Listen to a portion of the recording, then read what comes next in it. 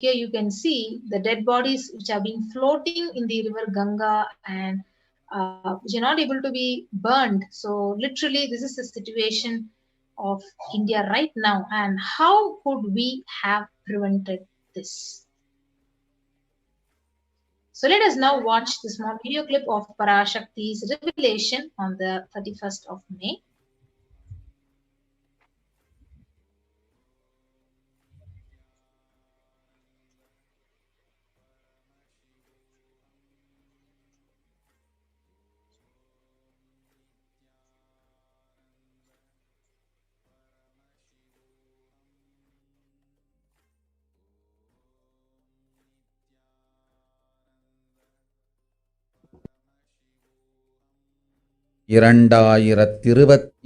வரை இந்தியா செல்ல வேண்டாமா என்று கேட்கின்றாய். நன்றாய்த் தெரிந்துகொள், சொல்வதைப் புரிந்துகொள். இந்தப் பெருநரகமான கிருமி போஜனம் இந்தியாவிற்குள் வரக்கூடாது என்பதற்காக 2020 பாரதம் முழுவதும் 12 ஜோதிர்லிங்கமும் பாத யாத்திரை செய்திடவே என் மகன் மூலமாய் திட்டமிட்டிருந்தேன். படுபாவிகள் ஓடத்தின் மாலுமியை ஊர்விட்டுத் துரத்தினார்கள். என்ன நடக்கிறதென்று பார். முறையாக கைலாய நாட்டின் தலைவனாக நிறை மரியாதையொடு நல் மதிப்பொடு என் நிஜாவதாரம் நித்யானந்தன் திருவடி மீண்டும் பாரதத்தில் பட்டு பாத யாத்திரை செய்த பிறகு மட்டுமே நீ அங்கு செல்ல வேண்டும். அதுவரை உன்னை காத்து செல்லாதே. ஓம் ஓம் ஓம்.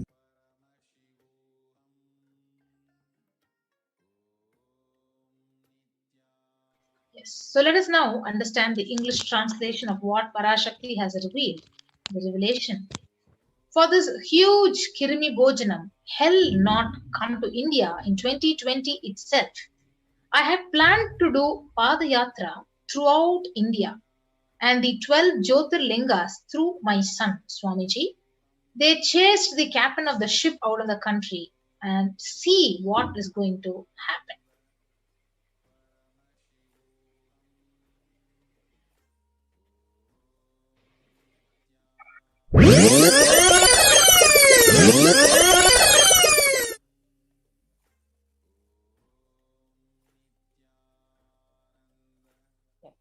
These are the revelations that the Supreme Pontiff of Hinduism had envisioned for the Padayatra in 2017 itself. Want to do 1 year Padayatra specially for this purpose in 2020. 2020, planning for a full year. I'm going to walk from Rameshwaram to Amarnath. 1 year with 10,000 people, just walking all over India to spend time with people. 2020 there will not be any program other than Padayatra and just spending time with people. Just walking. Of course, 10,000 people will be walking with me. Maybe 200 vehicles to carry our food and all the other items, transportation. Enjoying the river banks, forests, and time with nature. 10,000 people manifesting powers, walking from village to village. What do you think will happen?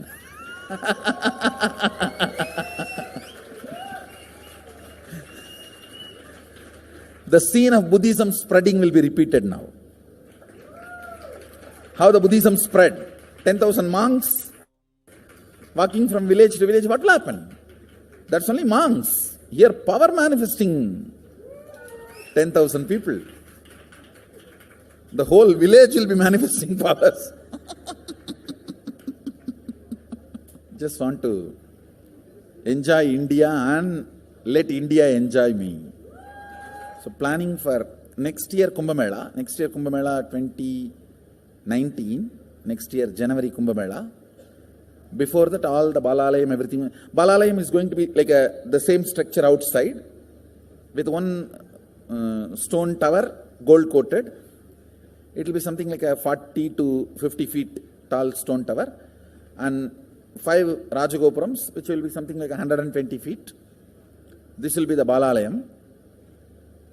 And after the Mulalayam is built, this Balalayam will serve as a Utsava Murti Sannidhi, where the Utsava Murtis will be worshipped and where the Archanas. See, in the main temple, there will not be any Archana or anything, because just for Darshan itself, there will not be time. Like Tirupati, you can only have Darshan and Arti, the camp for Arti. No other worship is allowed in the main temple. Because 12 Abhishekam is going to happen, 12 Kala Abhishekams. So continuously the rituals will be going on. People can have only Darshan. They will not be able to involve themselves in any ritual.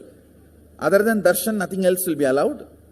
So all the Archana, all the other offerings, like people will offer the Archanas and other, everything will be done to the Utsava Murti, which will be kept in the Balalayam, the present Balalayam, present structure. So people can spend time here. That will be more like a main darshan. This will be like energy darshan, where you can give letter, get response. So by next year, the Balalayam will be ready. So 2019 full year, I will be conducting the programs and everything. 2020 will be the one full year Padayatra, walking. From next year Jayanti, means 2019's Jayanti to 2020's Jayanti, full year. Jayanti to Jayanti will be Padayatra.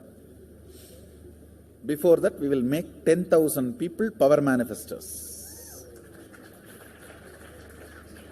It will be sannyasi, brahmachari, grihastha, all put together.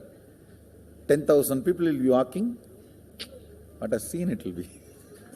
I think that is the only way the revival of Sanatana Hindu Dharma can be done.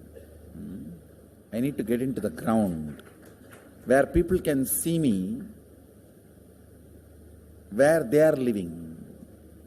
I can't be waiting for people to come where I am living.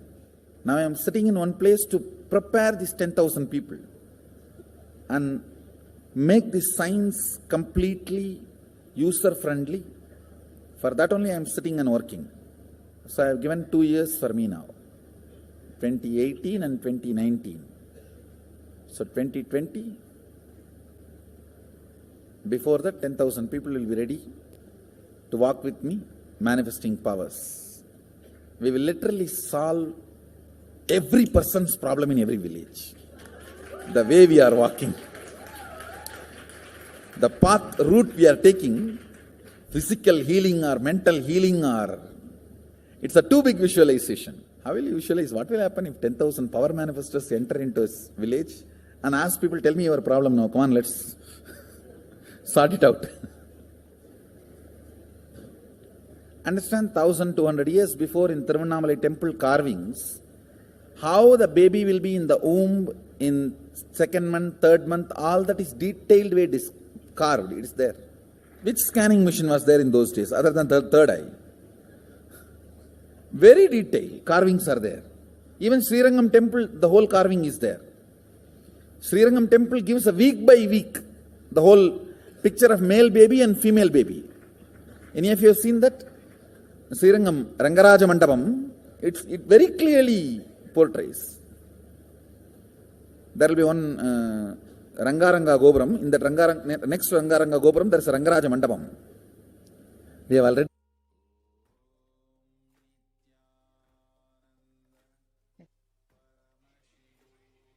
The Supreme Concept of Hinduism, from the age of 10, has been enriching people and preparing them for this Padayatra to save them from this pralaya.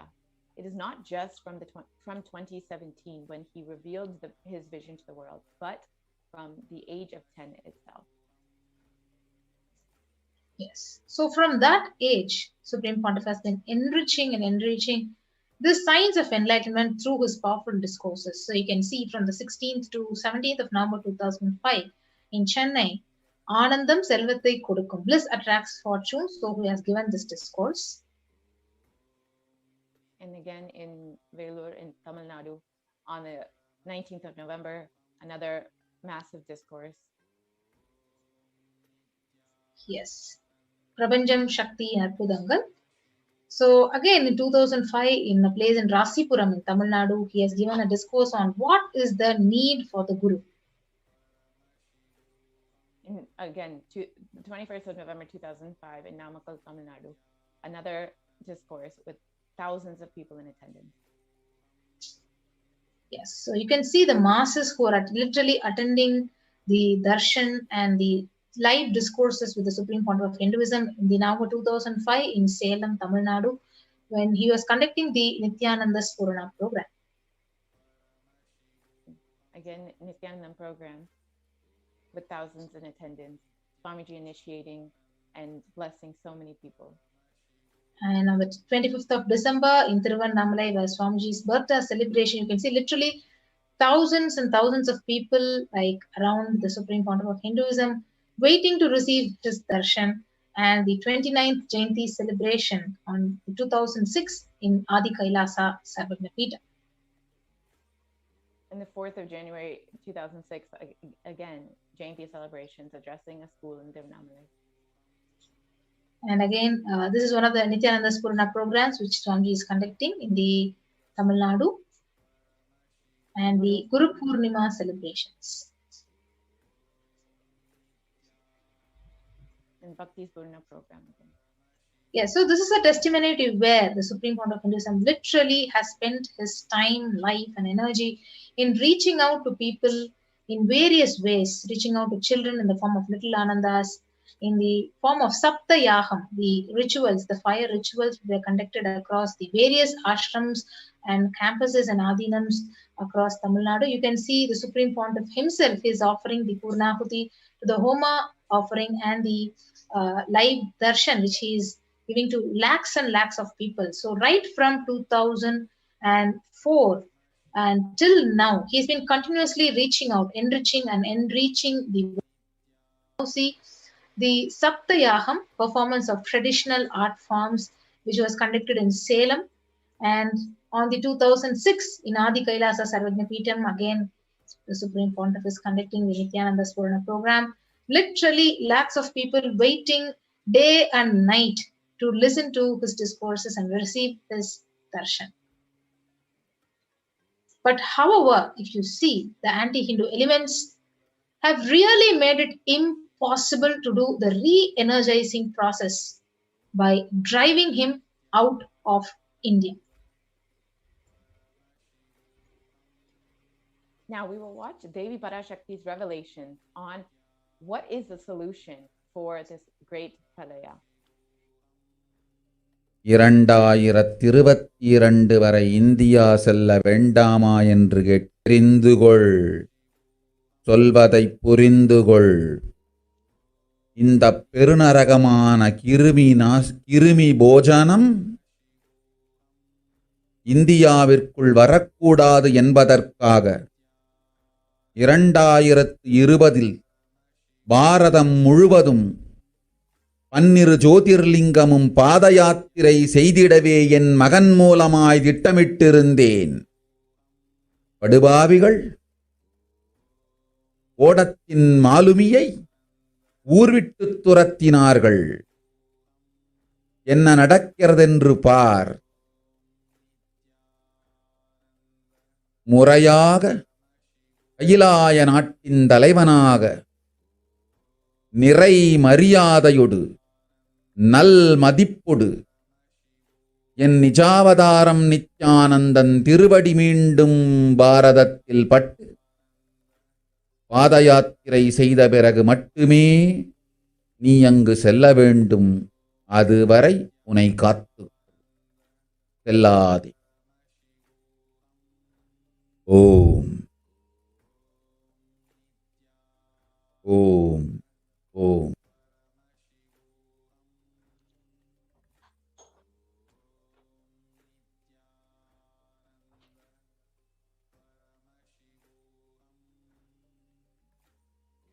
Yes, as we look around us, we see what the Vedic civilization has forewarned us.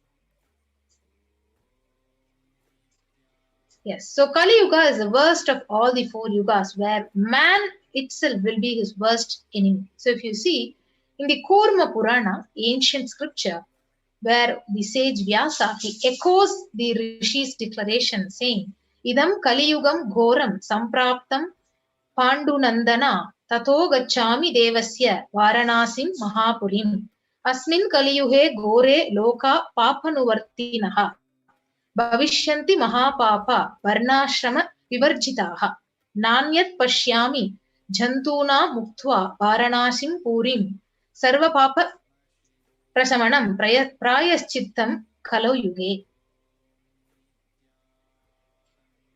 In Yes, the Kurma Purana, the sage Vyasa echoes this declaration. The translation goes, this Kali Yuga is the worst of the four yugas. And in all the worlds, people are sinful and forget the dharma of four varnas and the four ashramas. In fact, men are so sinful that no prescribed penance atones for this great sin. The only place which is free from such sins is the great city of Varanasi, the Mahapuri. yes. So the Kurma Purana, it states how Lord Rama, Paramashiva himself, is the avatar, and it very clearly says in this verse, Brahma Krita Yuge Devasthrethayam Bhagavan Ravihi Dwapare Daivatam Vishnuhu Kalau Rudro Maheshwaraha. Brahma is the presiding divinity or Devata for Krita Yuga. In Treta Yuga, which is the second cycle of time, it is Bhagavan Ravi, the Surya, in which appeared Sri Rama. In Dwapara Yuga, the third cycle of time, the presiding divinity is Vishnu. And in the Kali Yuga, the fourth cycle of time, the current age, the presiding deity, the avatar is Rudra, Lord Maheshwara, who is Maha Sadashiva. So on the 2nd of January 1978, Paramashiva himself, out of his deepest compassion to protect humanity, descended into the form in the Nijavatara of the Supreme Pontiff of Hinduism, Jagat Guru Mahasannidhanam, His Divine Holiness, Bhagavan Nithyananda Paramashivam. So in 1979 would have been too late. So let us now watch this video.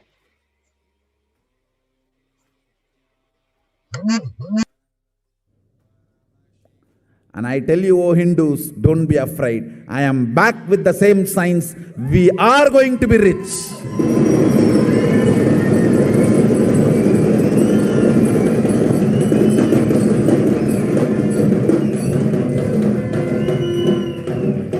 It is not lost. Just the last minute climax. Before it was going to be put off, have happened.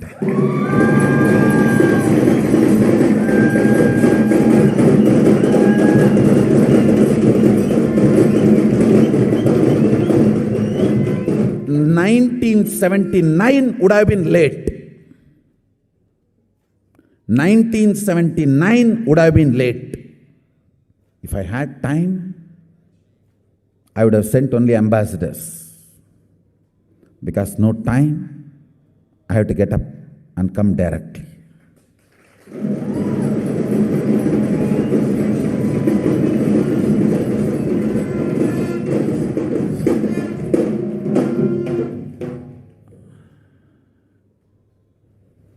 O Hindus, feel blessed.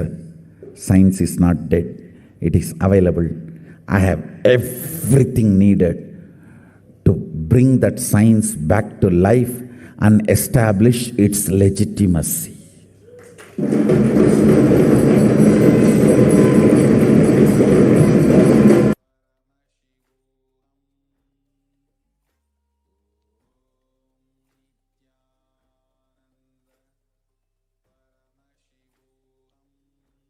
Yes, the Avatar's advent on the planet was to protect the world from the great cosmic deluge and to take the humanity to the new age, the Satya Yuga, and to give that superconscious breakthrough to humanity.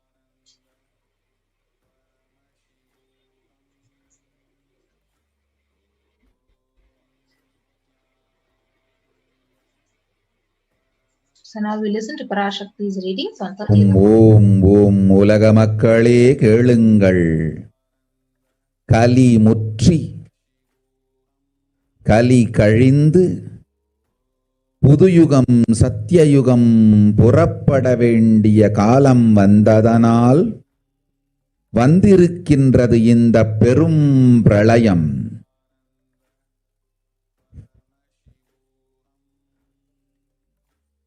கவலை வேண்டாம் மக்களே.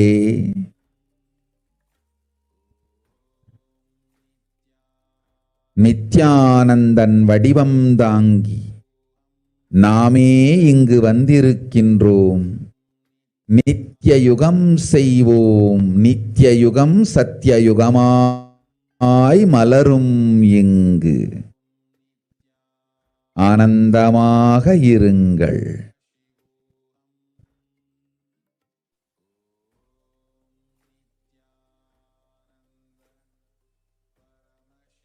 Yes. So what is the translation of Parashakti's revelation? So people have matured and over time has come for Satya Yuga to happen. So this great pralaya has come. Don't worry, people. In the form of Nithyananda, I myself have come here. I will make Nitya Yuga. Nitya Yuga will blossom as Satya Yuga. Be blissful. For this huge hell, Kirmi Bojanam, not to come to India, 2020, I had planned to do the Padayatra through India in 12 Jyotirlingas through my son, Swamiji. Yes. So in order to prepare for this, the avatar began the Padayatra at the mere age of 10 years. The Supreme Pontiff of Hinduism began enriching people one person at a time with the truths of the sacred scriptures and secrets of higher living, initiating many sannyasis, disciples, and power manifestors. So even as the Supreme Pontiff was 14 and 15, all of his classmates recalled the yatra where the Supreme Pontiff led all of them from Gudiyatham, Tamil Nadu, to Tiruvannamalai, his birthplace, and a huge spiritual pilgrim site. When the Supreme Pontiff of Hinduism was 19 years of age, all his fellow monks at the Ramakrishna Mutt recall the yatra where the Supreme Pontiff of Hinduism led them from Chennai, Tamil Nadu to Tiruvannamalai, his birthplace, and gave them an unforgettable pilgrimage trip experience. Yes, so the Supreme Pontiff continued walking the length and breadth of India, reaching more and more people and preparing each one until he founded the international mission, the Nithyananda Sangha, to revive Kailasa internationally on the 31st of December 1999. And here you can see the Supreme Pontiff of Hinduism when he established the first Kailasa enlightenment ecosystem in Tiruchengood, Tamil Nadu in South India on the 14th of April 2001. And in 2003, Avatar continued his mission to enrich people across various sects in the world and with intensity and dedication. With even crowds of thousands would attend his discourses despite not even understanding English. Here you can see a discourse in Brazil where most of the audience didn't even understand the Supreme Pontiff of Hinduism's words, but were so connected and moved to tears.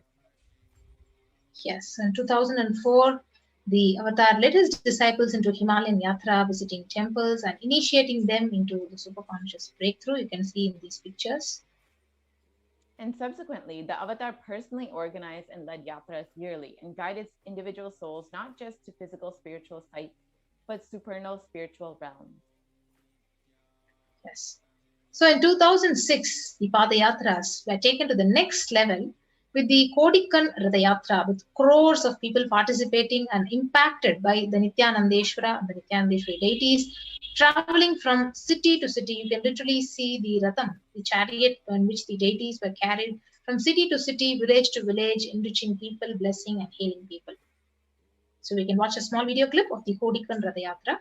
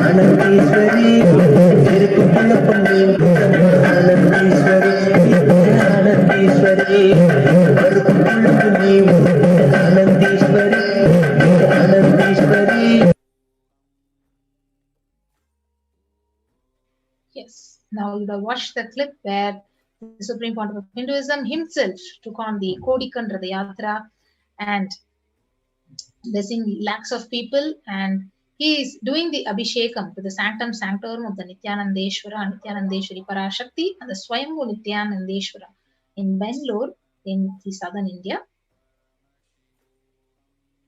The deities were energized as Achavataras to radiate the energy of Paramashiva and Parashakti to create the Adi Kailasa Sarvanyapita as a ship to save humanity from the great Pralaya.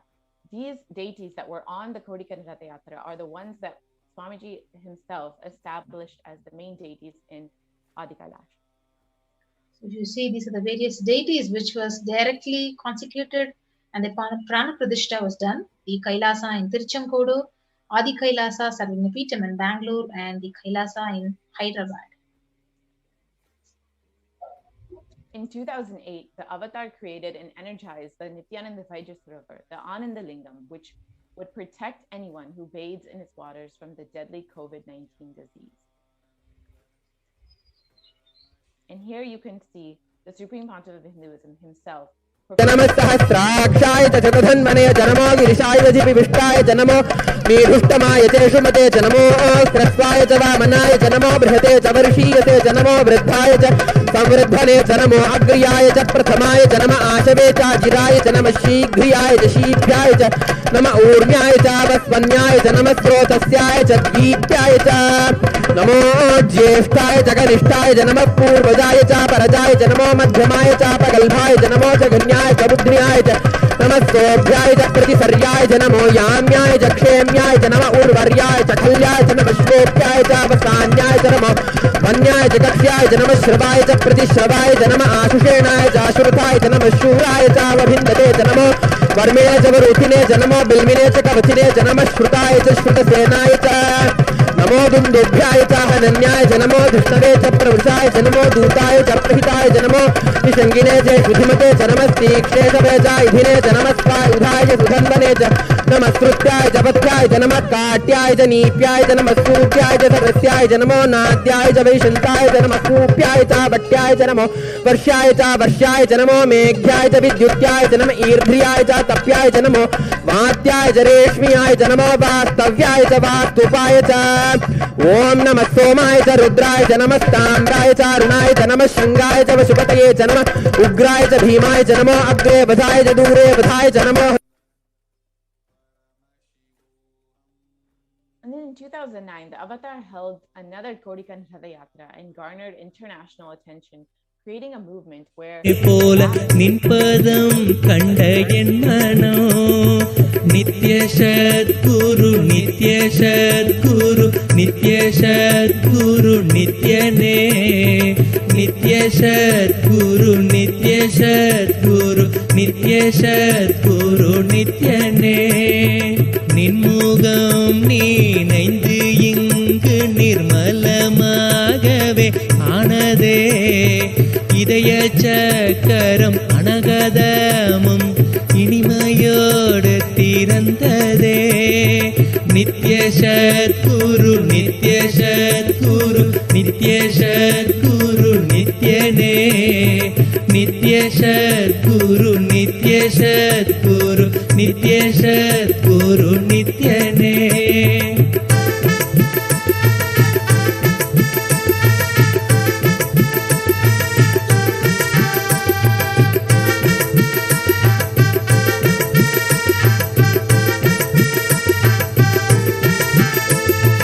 மற்றவர் கண்டு மறைகள் எல்லாம் கழன்று விசுத்தி அதுவும் அசுத்தியாய் பொறாமையோடிங்கு ஏக்கத்தோடப்பா புண்ணியம் எல்லாம் போனதே.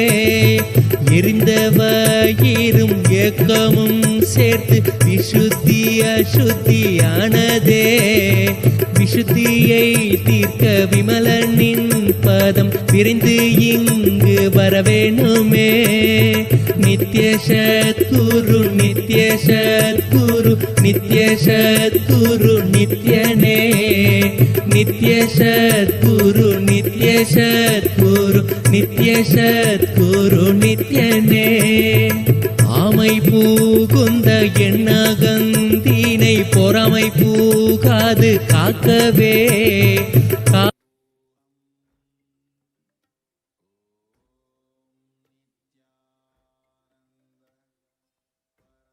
Wherever the avatar's feet have graced the planet Earth, the seeds have been sown of super consciousness. So with 1,000 and plus Kailasas, ecosystems and Sarvagnapitas, billions of people worldwide, the avatar has established it, and you can see in the map Kailasa in Erode, which was the first ecosystem established by the Supreme Founder of Hinduism, the Adi Nithyananda Paramashivam. So you can see the Adi Kailasa Sarvagnapitam in Bangalore, India. The Kailasa in Tiruvannamalai.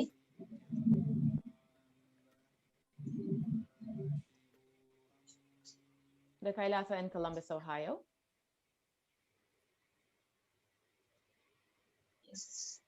So we can see the deities and the ecosystem which was personally revived by the Supreme Founder of Hinduism. Kailasa in Los Angeles in USA.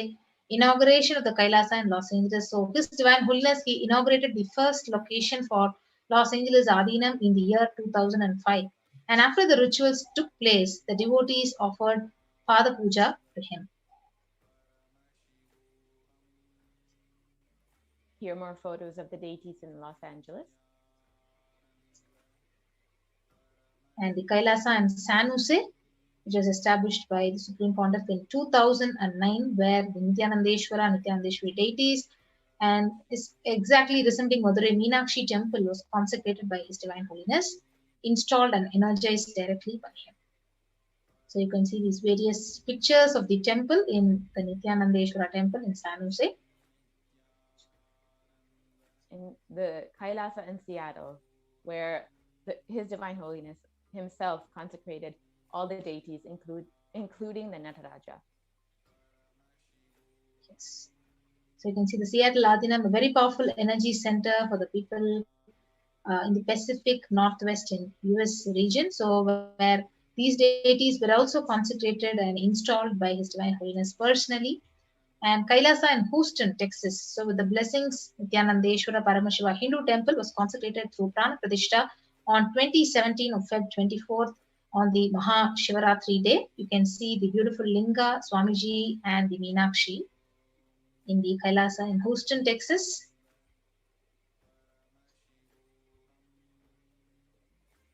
Yes, and So then the these are the- Kailasa in Charlotte, USA, Charlotte, North Carolina, where the Supreme Pontiff of Hinduism blessed, as well as in New York. Yes, you can see Kailasa in Washington, DC. The deities in Kailasa in Toronto, Canada.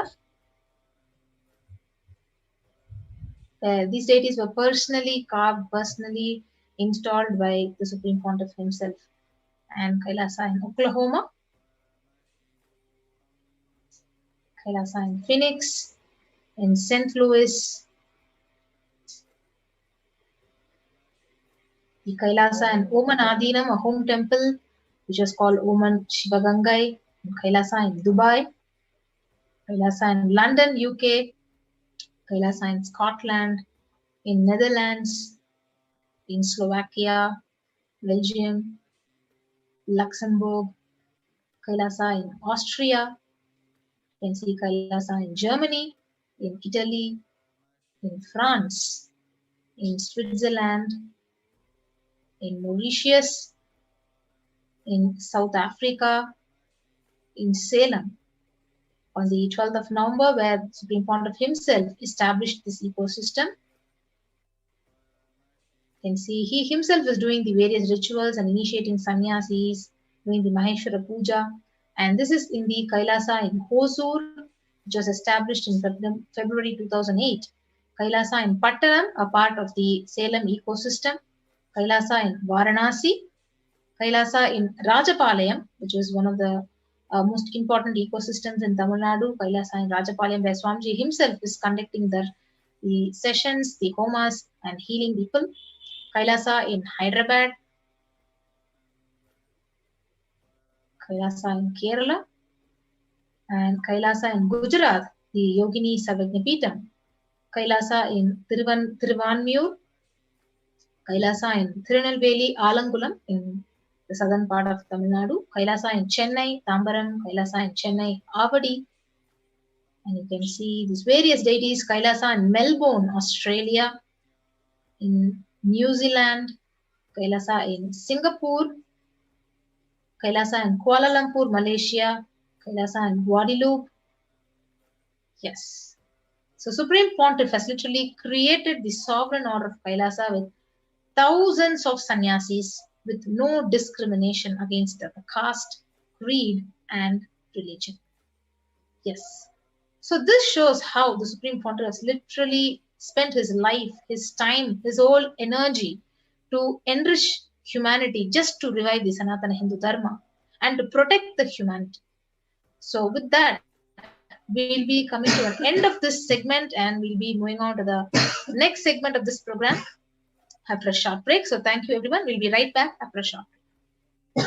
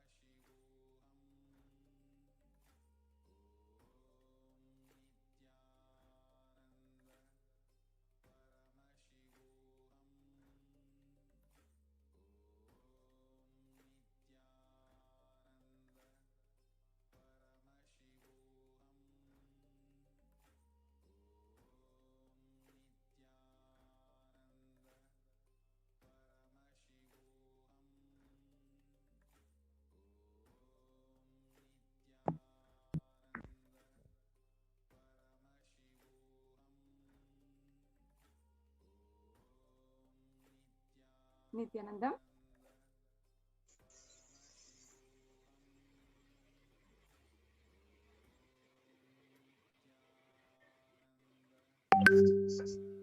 Nithyananda, everyone, welcome back. Yes, we'll be moving on to the next segment of this program.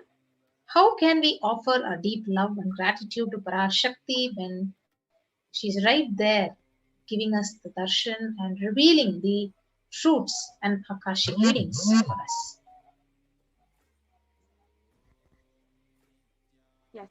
So, Yes. first of all, let's understand the significance of an offering, doing this seva for Devi Parashakti today. Offering is a gift of divine, gift of pure love, devotion, oneness, and it consists of two parts. One is giving, and the second is accepting.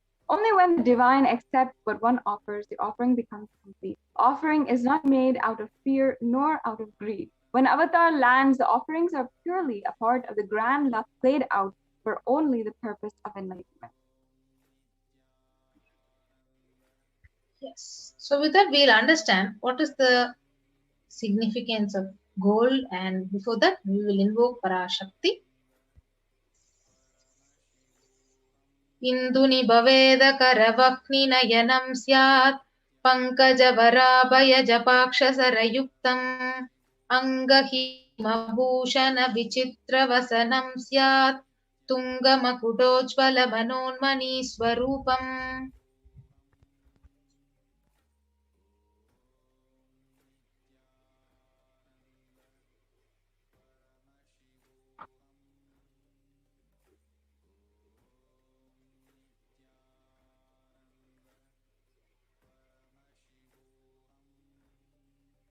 Yes. So Yes, moon-like the face.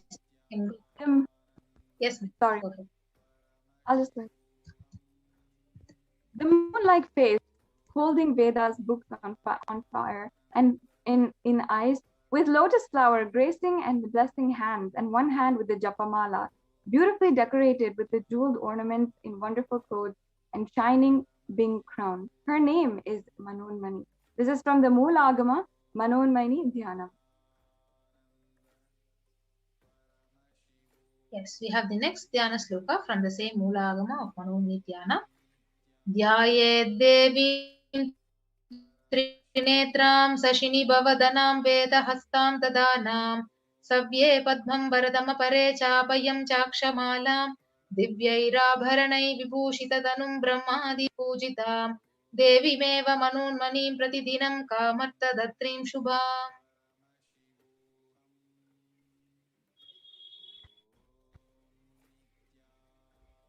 And the translation.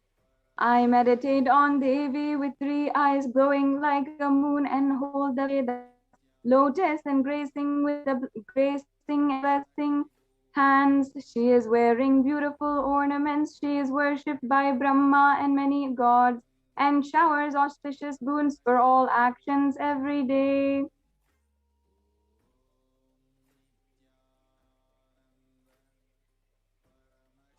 Yes. So let us understand the significance of the divine element gold. So the Atharva Veda beautifully says, triply born by birth is this gold. From the atoms of Agni is one. It becomes dearest to Agni. One fell away from the Soma when it was heard. One they call the seed of virtuous and powerful watery molecules. Let that triple gold be for your long life. So gold is a divine element. It purifies anything it touches. It is an element of spiritual significance and great spiritual power of enlightening and healing. The vibration of gold has the power to infuse sattva energy and positive thought currents in anyone who wears and anyone who sees or operates in its vicinity.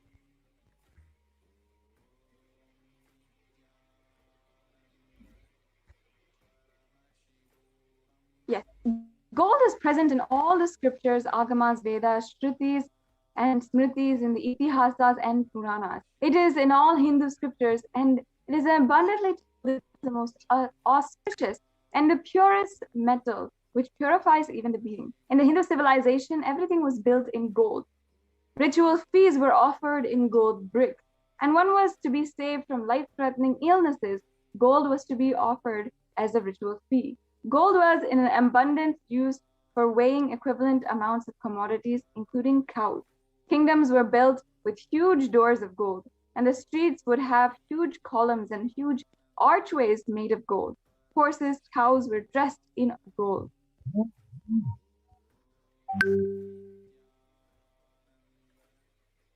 Yes. So Hindu civilization thrived on the banks of rivers of gold. Indus River was called Hiranmaya. In Rig Veda, the river Saraswati was called Hiranyavarthini in Atharva Veda. Gold is the supreme element for offering gifts to the ones you love and revere. Temples are constructed and paved in gold. Deities are made in gold, decked and adorned in gold because it preserves the enlightenment energy for thousands of years and it lasts forever.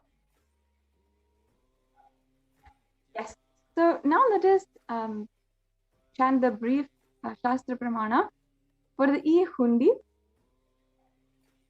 Yes. So the first offering is E-Hundi offering. So Bhakti Priya Bhakti Gamya Bhakti Bhashya Bhayapaha Shambhavi Sharadaradhya Sharvani Sharmadayini. And the translation: Devi is fond of true devotion and realized through true devotion. She can be won over through true devotion and she removes all fear. Yes. So if there is any fear in the minds of devotee, Devi is sure to remove that fear. And it is stated that Devi likes to be worshipped in autumn. Here it is meant that autumn of our lives, when thoughts turn more and more inwards, the role of the divine is known and understood very clearly. So the need for Devi worship becomes stronger. So you can offer this E-Hundi offering at any amount at your own capacity to Parashakti and receive her blessings. So you can offer your gratitude and devotion by offering your Kanikai especially, and your name will be chanted out when the puja is offered to Parashakti. So this E-Hundi offering is also available as a super chat and super sticker option in the YouTube live stream, which will be guiding you into a walkthrough after we read out all the sevas. The next offering is the Sankalpa chanting. So I'll be reading out the Shastra. Tayaitan mohyate vishwam saiva vishwam prashuyate saya chitta cha vijanam tushta rudim prayaschadi. The goddess enchants this universe and she herself gives birth to this universe. That goddess, being prayed without interest in anything, gives the knowledge that leads to salvation, and she gives wealth in materialistic sense. So this is the Sankalpa for offering, this is the Pramana for the offering of Sankalpa. Yes. So you can offer the Sankalpa, the conscious resolution, and receive the blessings of Parashakti. So you can go to the tiny.cc/Devi-offerings and actually list out all your names, your family members, your friends, whoever you want to offer this puja. You can post your names and your names will be chanted in the Sankalpa, during the Sankalpa chanting, and the puja is offered to Parashakti. So this Sankalpa chanting is only $1. So you can make use of this opportunity to get the blessings of Parashakti. So the next offering is the offering of Sahasranama Swarna Kasu. So the Lalita Sahasranama verse, it says, Nama Parayana Prita, means she who likes the repetition of her various names. Yes. And this offering of 1008 names of Devi Parashakti, it's a very special and unique Archana offered to Mahameru of Devi Parashakti. You can offer a gold coin inscribed with each of the 108 names and receive the blessings to have the Ananta Kalyana Gunas. All the divine qualities of Devi Parashakti will be graced upon you. Yes. So you can offer this golden coin, which at three sizes, $75, $151, and $251. The next offering is the offering of Mukta Anguti, the finger ring with a pearl, to Parashakti. So the Meenakshi Pancharatnam, it beautifully says, Muktahara lasat kirita ruchiram purnendu vaktra prabham shinjannu pura kinkini manidaram padma prabhabasuram sarva bhishta phala pradam girisutam vanira sevitam Meenakshim pranatosmi santatamaham karunyavaram nidhim. And I'll be chanting the translation in English. I bow down to the goddess Meenakshi, whose crowns has garlands of pearls and face shining like the full moon, who wears anklets that are studded with gemstones and has small bells, who is shining like the splendor of a lotus, who grants all the wishes, the daughter of the mountain, who is worshipped by the goddess Vani and Rama. I remain ever bowing to the goddess Meenakshi, the ocean of compassion. Yes. So you can offer the finger ring with the pearl, the Mukta Anguti, Parashakti, and literally be showered by her compassion and pure love in all your business endeavors. So you can now offer it at $251, $501, or $750. The next offering is offering of Swarna Padma Pushpam, the golden lotus. So the Kamika Agama, it says, all the Kailasa should be wound around with suitable thread and covered with new cloth. So they should be adorned with lotus flower made of gold.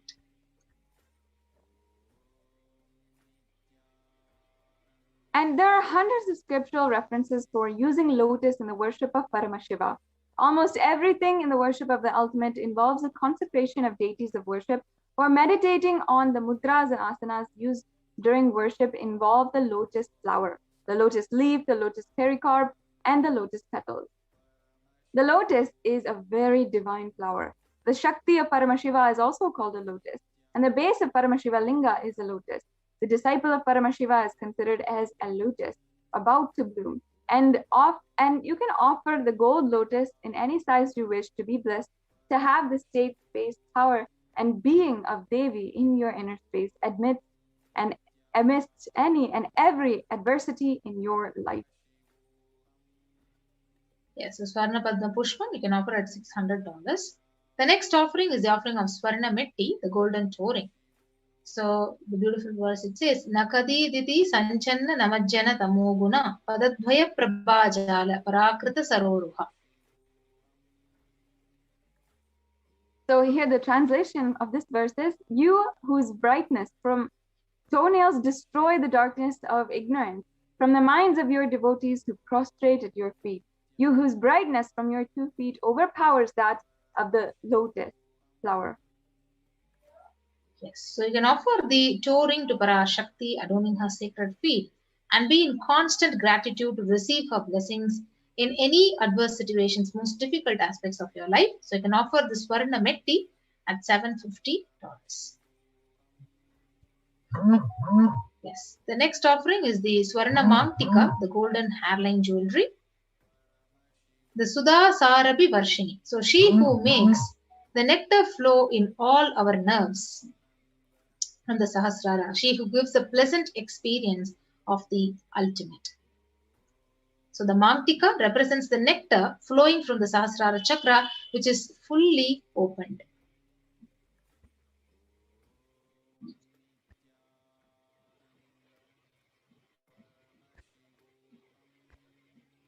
So you can offer the Swarna Mangtika, the golden hairline jewelry, to Devi Parashakti and receive the blessings of achieving the blissful state of overflowing gratitude and space of complete completion. So you can offer the Swarna Mangtika at $750. Yes. So the next offering is the offering of Pratyaksha Pada Puja. So the Saundarya Lahari, Sloka 83, it says, Nakadiditi sanchanna namajjana tamo guna padadvaya prabhajala parakrita saroruha. The translation goes, the illumining splendor of Devi's toenails dispel the darkness of ignorance in the devotees prostrating at her feet. Her feet defeat the lotus in beauty. The shloka is number 83 of the Saundarya Lahari, which states that the nails have sharpened by constantly being touched by the crowns of celestial beings who always prostrate before Devi. Tamoguna is darkness, and in this stotram, tamas is indicative of kinds of devotees, and by constantly prostrating at the feet before Devi, their ignorance is removed and they attain knowledge. Offering the Pratyakshapada Puja, the Yajaman will have all of the auspiciousness and blessings of the Supreme Pontiff of Hinduism. Yes, so you can offer the Pratyakshapada Puja to receive the blessings. So we have the upcoming Guru Purnima Pratyakshapada Puja in the next month. You can avail this opportunity to offer it to the Supreme Pontiff of Hinduism at $1,008. So the next offering is the offering of Vastra Seva, the sacred cloth offering to the Supreme Pontiff of Hinduism and Parashakti. So you can offer this along with the Pratyakshapada Puja at $1,008 and receive the blessings and auspiciousness of His Divine Holiness Bhagavan Nithyananda Paramashivam.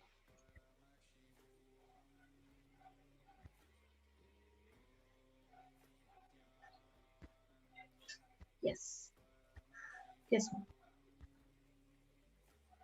So this is a summary of offerings that you can offer today, and make sure that you have the auspicious blessings of Devi Parashakti.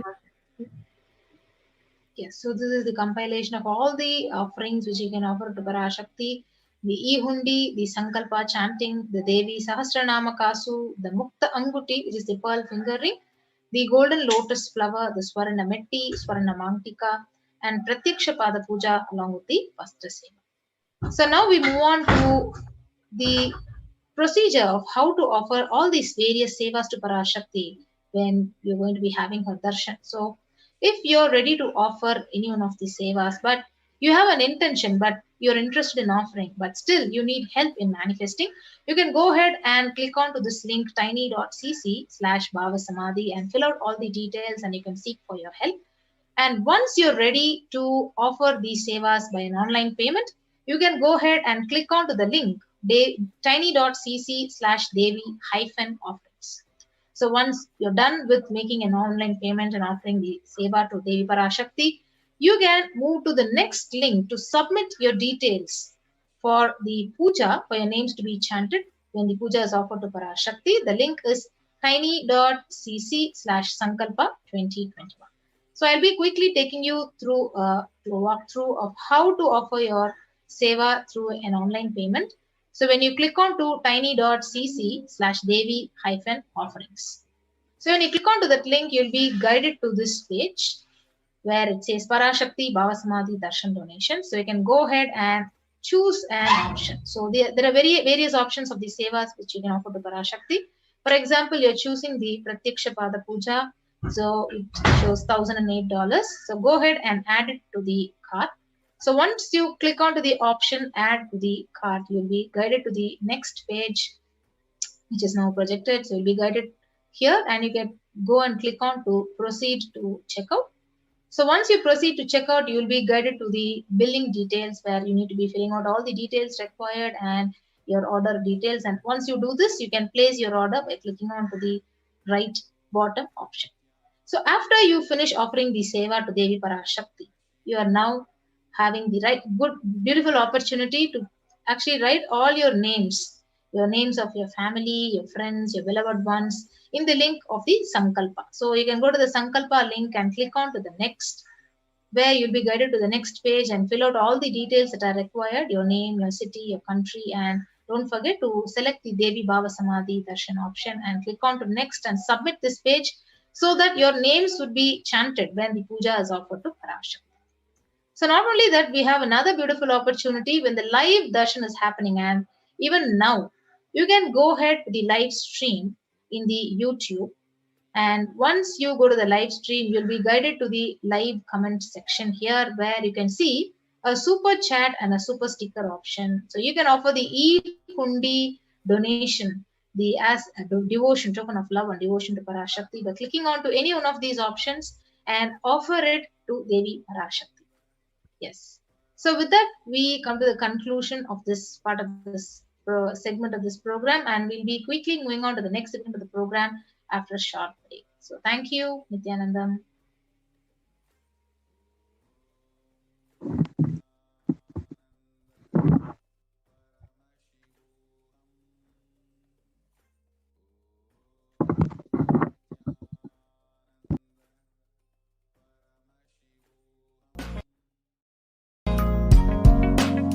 We get you help, we get you ability to build beautiful relationships in your life.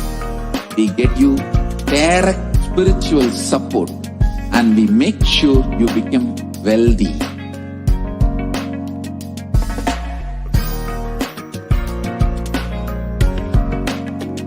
We won't stop giving you just good life. We will literally not stop till you live enlightened life. Manifesting the state of Paramashiva, space of Paramashiva, powers of Paramashiva, being of Paramashiva.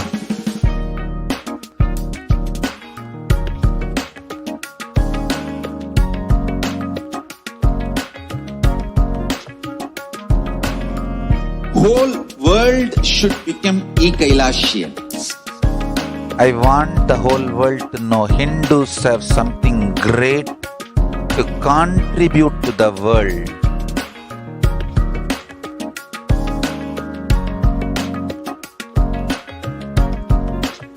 We have something great to contribute to the world. Let us do that.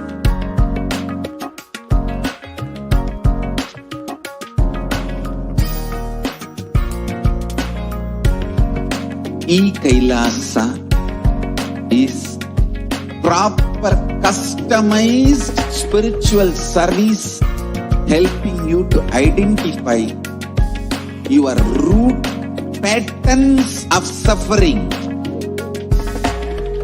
We have perfected the science of helping every individual from every cultural, religious, nationality background.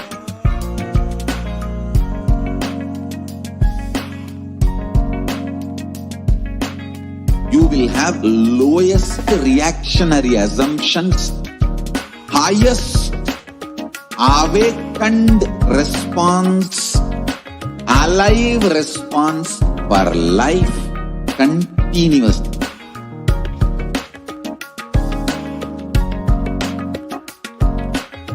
Kailasa is enlightenment ecosystem, literally enlightenment itself in your own home, wherever you are. Proper customized spiritual service helping you to complete with your life negativity. Withdrawal from life, self-hatred, self-denial, self-doubt, so much of tiredness, laziness. We can support you aligning your diet, your attitude, your aptitude, your understanding about life. We can help you with everything.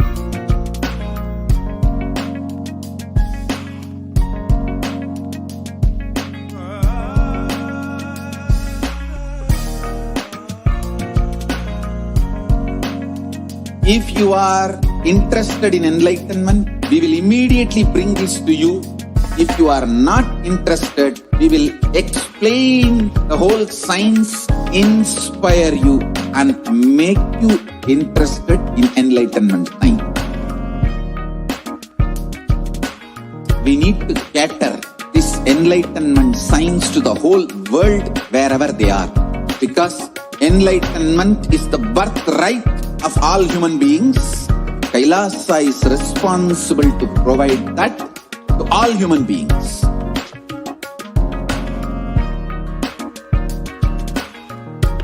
Kailasa is the totality of the knowledge I received from my gurus and practice manifested in my life, perfected by teaching millions of people from all cultures, time zones, backgrounds, genders, nationality, race, from every creed.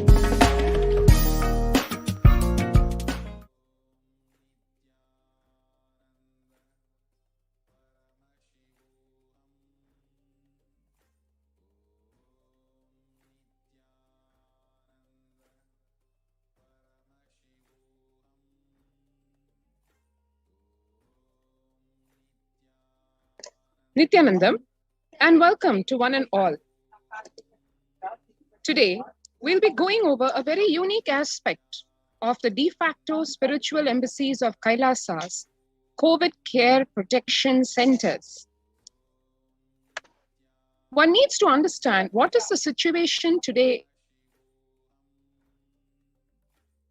in the world in terms of health and people's lives. Today, if you see, the KFF.org has published the statistics where one can see that younger adults are more likely to report symptoms of anxiety and or depressive disorder during this COVID-19 pandemic.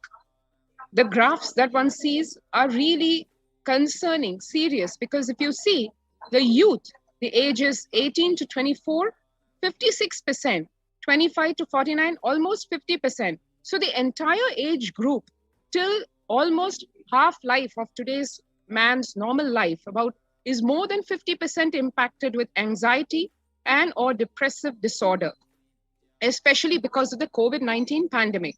And then if you see above the 50 age group, from 50 to 64 is almost 40%, and 65 plus is almost 30%.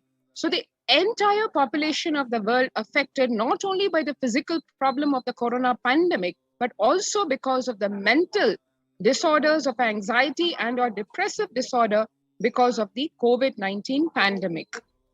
The average share of adults reporting symptoms of anxiety disorder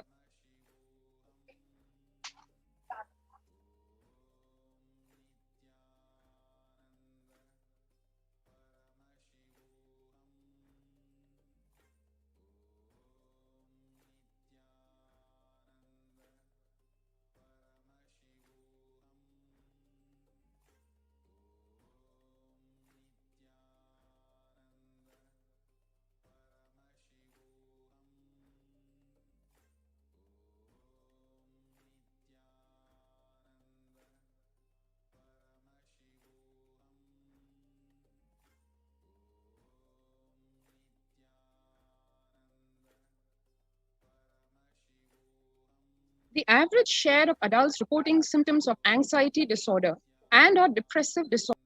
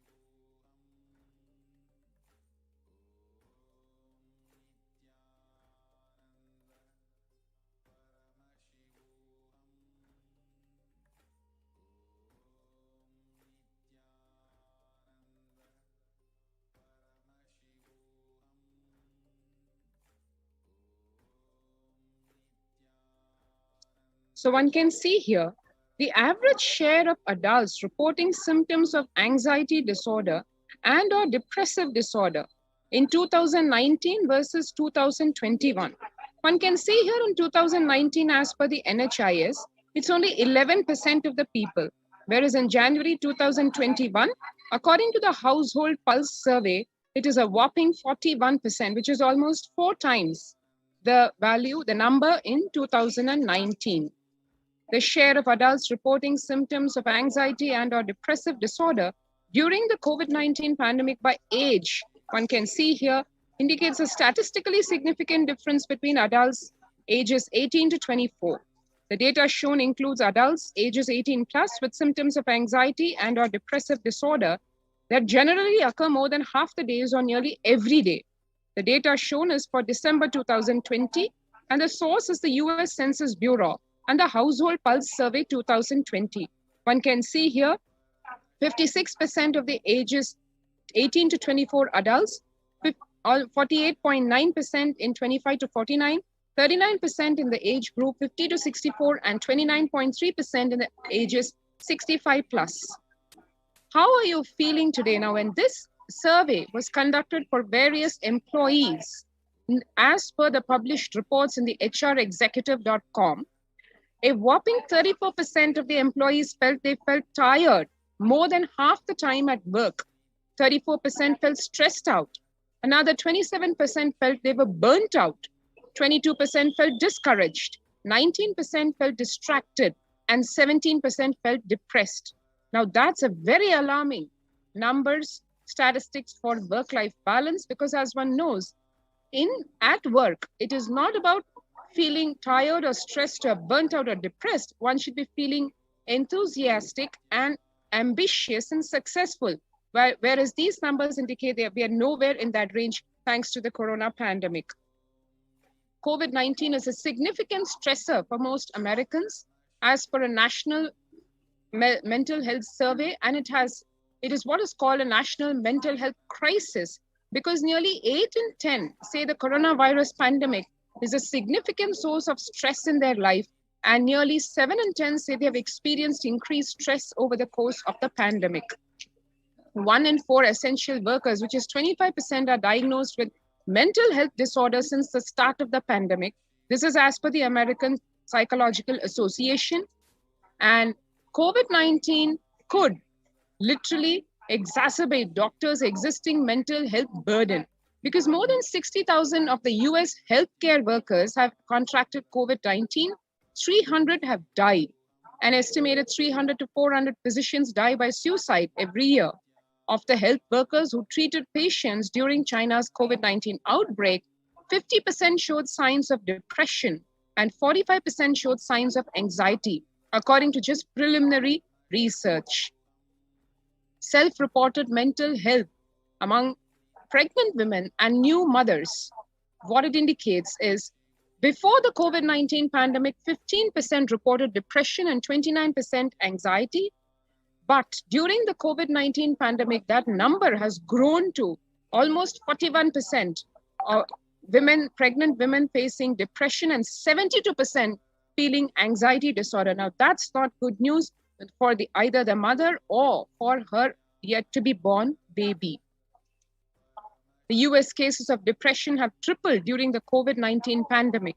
A large study finds a dramatic increase in the number of adults in the United States reporting symptoms of depression during the COVID-19 pandemic. The number of adults experiencing depression in the US has tripled, according to a major study. Researchers estimate that more than 1 in 4 US adults now report experiencing symptoms of depression. Before the pandemic, 8.5% of US adults reported being depressed. That number has risen to 27.8% as the country struggles with COVID-19. One can see here, 76% of the US employees are currently experiencing just plain worker burnout. 57% say worries about COVID-19 have been a contributing factor, and 33% say comparatively worries about political issues have contributed to their burnout. So almost double the number of people are more worried about the COVID-19 pandemic and its impact than even political issues. COVID-19's impact on the mental health shows 78% of the global workforce says the pandemic has negatively affected their mental health. 85% say their mental health issues are causing sleep deprivation, poor physical health, reduced happiness at home, strained family relationships, or isolation from friends. 68% of people would prefer to talk to a robo over their manager about stress and anxiety at work. 76% of workers believe their company should be doing more to protect the mental health of the workforce. So one can see here, even in the workforce, a massive, almost 80% of the people of the workforce expects to be given mental health support. The young workers are hit the hardest. As we are seeing, ages 22 to 25, 89% of the youth impacted, 26 to 37, 83%. And then as we go into the closer to middle age, 38 to 54, 73% impacted, and 55 to 74, the elderly age group, 62% impacted. The younger respondents were more likely to say that the pandemic has had a negative effect on their mental health. Now, this information, this survey is based on oracle and workplace intelligence. So one saw where we are in the world today with mental health, stress, burnout, depression, anxiety, depressive disorders. The world literally plagued by it because more than 50% of the population and more than 50% of all the age groups is being impacted not only by the corona pandemic, but also by the accompanying mental health disorders and causing a mental health crisis.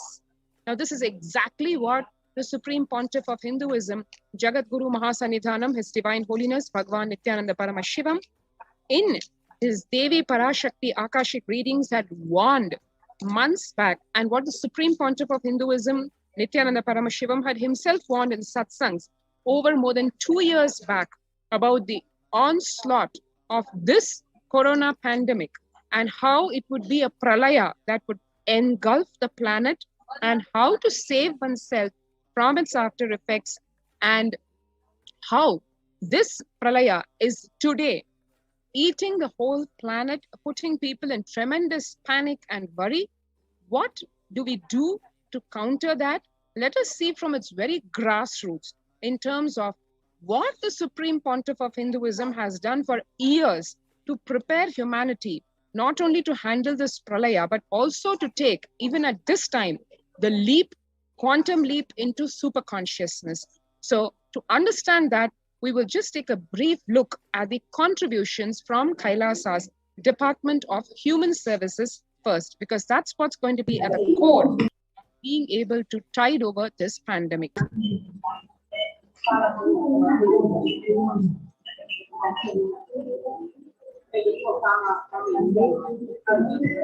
The Kailasa's Department of Religion and Worship, in collaboration with the Department of Human Services and each of the Kailasa's temple ecosystem, consider the right to happiness as the highest right to all the humans. The ultimate goal of Hinduism and Kailasa, which is spearheaded and led by the Supreme Pontiff of Hinduism, Jagat Guru Mahasanidhanam, His Divine Holiness, Swamiji, is the material and the spiritual well-being and prosperity for the entire humanity. Kailasa is a place where everything related to super consciousness is revived. All the sampradayas, all the spiritual ecosystems created for enlightenment will be revived and established in such a way that it never gets lost again. Forever serving the humanity is the only goal of Kailasa. Now, what we are seeing is an amazing picture from 2006, 21st of October, where the Supreme Pontiff of Hinduism, along with the peacekeepers of Kailasa and the children of Nithyananda Gurukul, celebrating the auspicious occasion of Deepavali. And you can also see the peacekeepers of Kailasa following a meditation under the sacred banyan tree, the Kalpa Vriksha. This is from 2018, where the peacekeepers of Kailasa and participants of Paramashivoham meditation program take part in the celebrations of traditional flag hoisting ceremony. And this is from 2006, where the Supreme Pontiff of Hinduism conducting the Nithyananda Spurana Convention, which is Life Bliss Program Level 2, a meditation workshop that was conducted in Chennai, India. Everywhere you can see how thousands of people are benefited by all the work and the contributions from the Supreme Pontiff of Hinduism.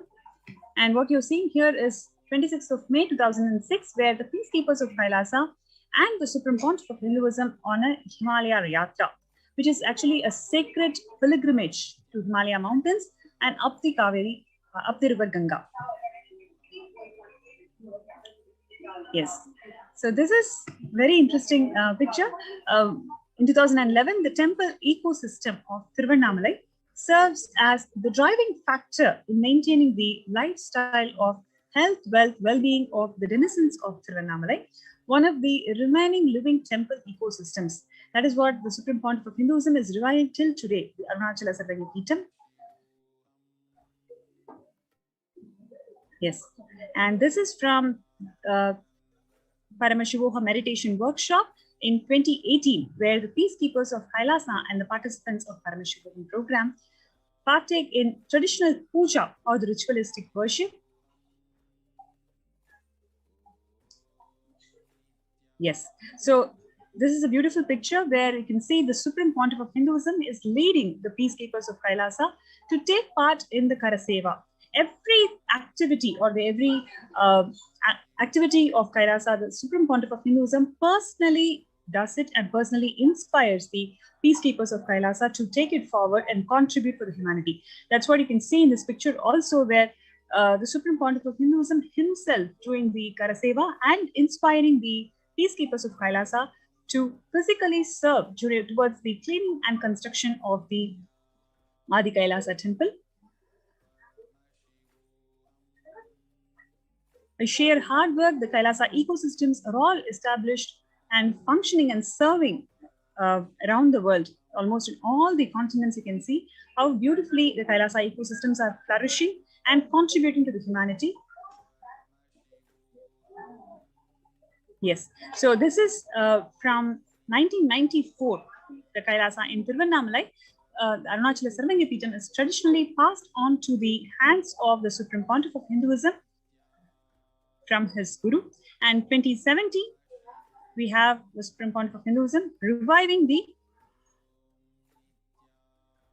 Kailasa ecosystem in Tiruvannamalai, where thousands arrive to celebrate the enlightenment ecosystem and traditionally to receive the blessings from the Swamiji. Similarly, Kailasa ecosystems are established all around the world, including Los Angeles in California, where a 25,000 square feet temple complex housing 80 plus deities is established, and it is one of the largest Hindu temple ecosystems of the world.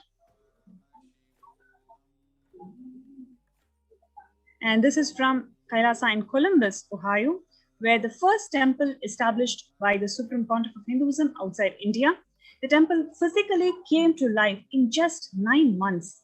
The chief presiding deities of the temple are Devi Nithyanandeshwari and Sri Nithyanandeshwara. And this is from Kailasa in Seattle, housing the blissful dancing form of Ganesha and the largest living Nataraja deity outside of India.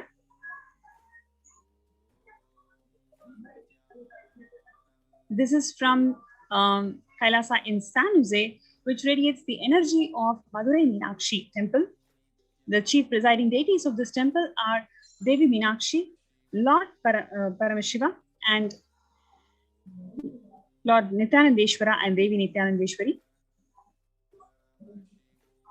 All these temples, the deities of these temples are made, physically made in the Sacred Arts University, and they are all energized by the Supreme Pontiff of Hinduism. That is why when you connect with these deities, you feel the living energy, living presence of these deities. So this is from the Kailasa in St. Louis, which houses one of the tallest Venkateshwara. This is from Kailasa in Phoenix, Arizona, which is home to over 21 deities with the temple structure of 2,500 square feet. This is from Kailasa in Houston, which is declared as the Parihara Sthala of all the Navagraha doshas.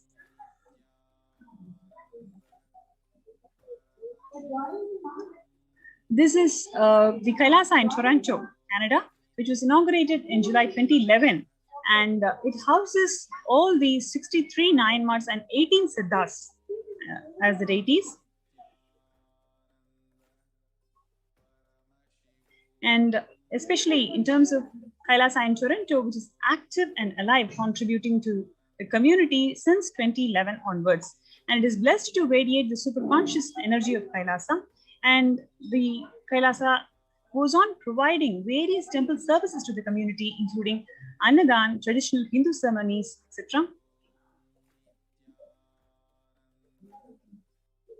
Now, one of the things that these temple ecosystems provide to the community is the opportunity to do the spiritual routine during the Brahma Muhurta and its effectiveness in overcoming the pandemic fatigue.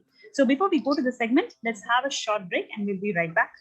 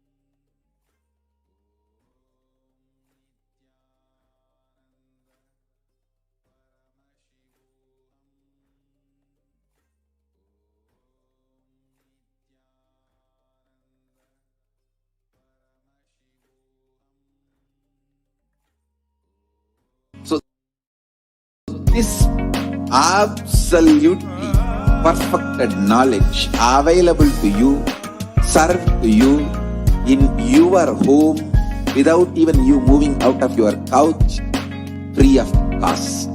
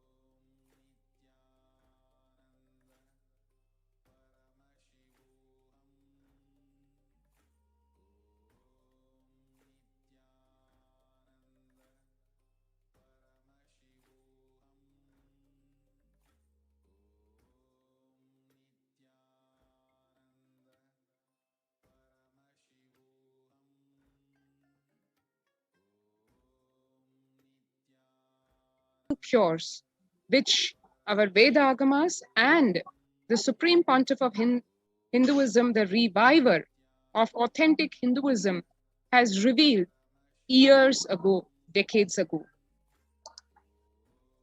What are the revelations to the world today by Devi Parashakti? First, let us see.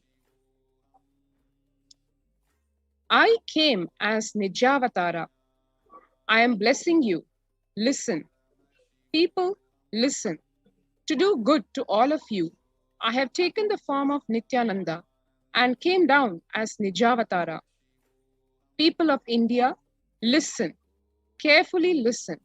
Time after time, Bharatam is Jnana Bhumi, where enlightened beings come. We cannot make Jnana Bhumi as infertile. Enlightened beings have to come. They have to live. It has to flower. Few hypocrites because they are stuck in delusion. We cannot sacrifice the world. Cosmos cannot be destroyed. The ship I did to save the cosmos from being destroyed, that is called Adi Kailasa. The ship I did to protect beings from Pralaya is Adi Kailasa because of conspiracy of Drohis and enemies' rule. The captain has to leave the ship. 12th May, Devi further revealed, before 12 years, knowing the great deluge that is going to happen, all Aushadhas, by this Guru Purnima, that Jnana Rasavadam, Navapashana is going to flower. Allow people to come and take dip in the Navapashana flower. People, whoever comes and dip in Vaidya Sarovar, they will not have deaths. They will not have corona. Crores and crores of people will come in line. Every day they will come and dip in Ananda Lingam. Listen well to my words, Devi continued. For India, I made ship as protection. The Nithyananda Navapashana Lingam in Vaidya Sarovar. Go to Adi Kailasa. O Indians, listen. All those regretting losing Nithyananda Nijavatara without confusion and without talking just as lip service, go to Adi Kailasa.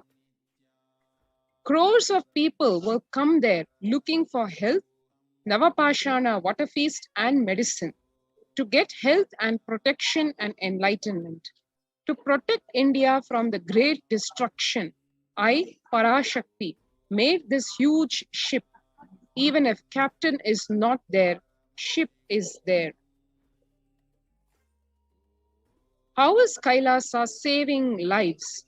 When the first world countries closed their doors, their borders, during this massive global emergency, Kailasa is the only nation that has opened its doors to all without exception. Pre-COVID care centers have been established, opened up across the entire India. These include Adi Kailasa in Bidadi, Bangalore, Salem Adinam in Tamil Nadu, Tiruvannamalai Adinam in Tamil Nadu, Rajapalayam Adinam in Tamil Nadu, Puduvai Adinam in Puducherry, Pattanam Adinam in Tamil Nadu, Siragapadi Adinam in Tamil Nadu, Sripuram Adinam in Hyderabad, Madurai Adinam in Tamil Nadu, Avattipalayam Adinam in Tamil Nadu, Hosur Adinam in Tamil Nadu, Baroda Adinam in Gujarat. The multiple free COVID care centers have opened across India as Kailasa rushes to aid India as India finds itself on the verge of the COVID-19 third wave. Various humanitarian services offered during the pandemic in Kailasa's de facto spiritual embassies across India, spiritual services offered during the pandemic in Kailasa's de facto spiritual embassies across India, and cosmic revelations being made on the global pandemic. The free humanitarian services offered during this pandemic in the de facto spiritual embassies across India include medical care in the form of allopathy, Ayurveda, and Siddha medicines, infrastructure to accommodate thousands of people, accommodation for multi-layered quarantine, emergency ambulances, ICU on wheels, personal protective medical equipment, food security management through food banks, and organic farming to sustain that sattvic vegetarian organic diet. This is just a few of the glimpses of what happens in the COVID care protection centers and why you should join the COVID care protection center by registering through the link https://kailasa.org/Kailasa https://kailasa.org/KAILASACARE. Let's take a few seconds now to register ourselves at this link and join the COVID care protection centers in the various de facto spiritual embassies across Kailasa, be it Adi Kailasa in Bidadi, Bangalore, or Sripuram Adinam in Hyderabad, or any of the de facto spiritual embassies.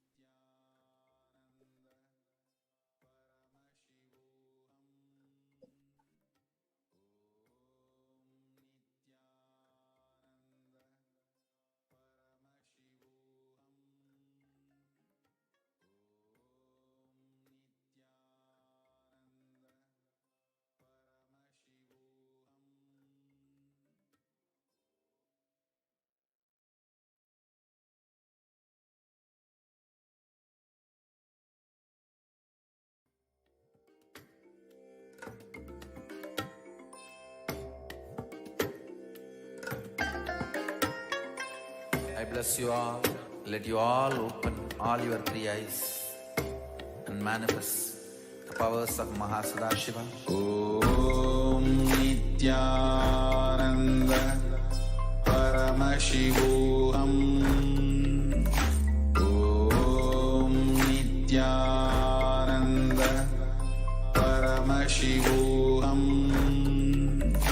Om Nithyananda Paramashivoham.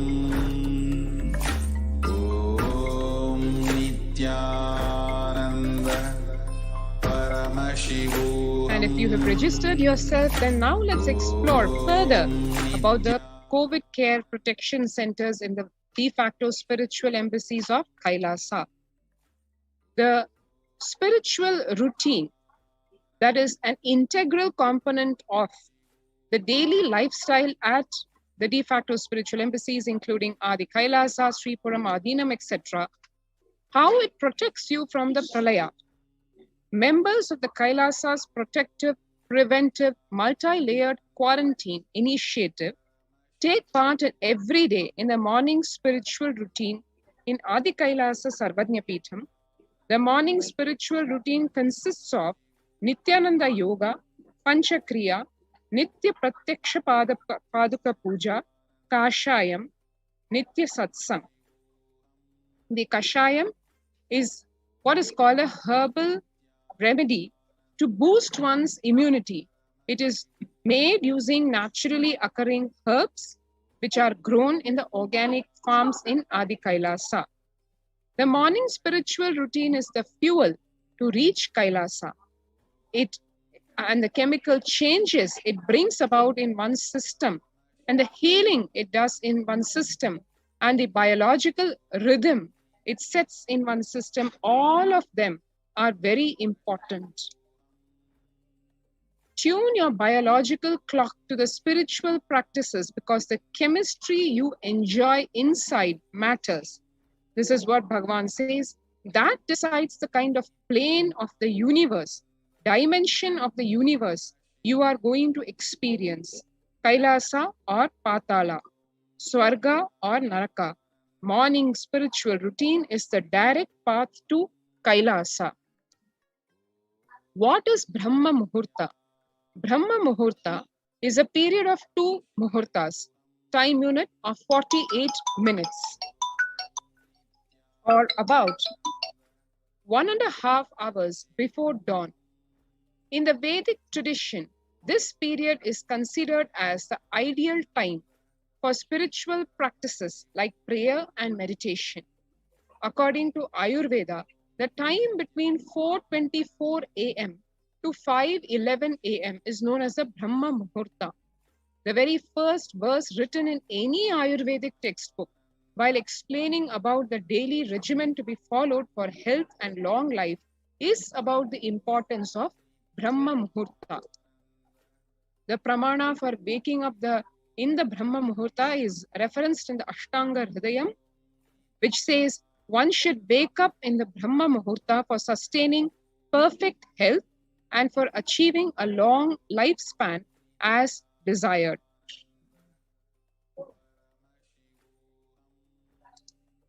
The benefits of waking up in the Brahma Muhurta: at this time, a high level of prana, vital life energy, which is necessary for the body, is adequately present in the atmosphere. The activities of the entire world, and especially of the living beings, are yet to be started. Hence, the pollution is at its minimum. The cheerful atmosphere has a considerable effect on the body and mind. Ayurveda has given a deep thought to the daily routine, which when followed aligns our day perfectly to express our maximum potential and capabilities. This starts with getting up in the morning. The quality of our waking up decides the energy level for the day. A peaceful, fresh start is always better to a dull, lethargic start with a heavy feeling. Tuning our biological clock to the rising and setting of the sun is the best way for reversing the aging process. Waking up during this Brahma Muhurta puts us in perfect synchronization to the natural clock. Now next is the Shat Karma in Hatha Yoga. The first step in traditional Hatha Yoga is Shat Karmas, purification of the body, practiced for hygienic and preventive purposes. Have spiritual end in view. Example, Karna Dhauti, practice for cleansing the ears, enables the practitioner to hear the mystical internal sounds. Neti is said to bestow clairvoyance. Shatkarma in Hatha Yoga includes various practices, and they have their origin in Ayurvedic Panchakarmas, which are for purification and detoxification treatment. They affect and activate almost all the vital systems in the body: digestive, respiratory, circulatory, and nervous systems. The Panchakriya in Nithyananda Yoga, what is this component? What does it contain and why is it important? These are cleansing techniques adapted for the modern lifestyle. They prepare the body to experience the higher states of meditation, ultimately to attain enlightenment.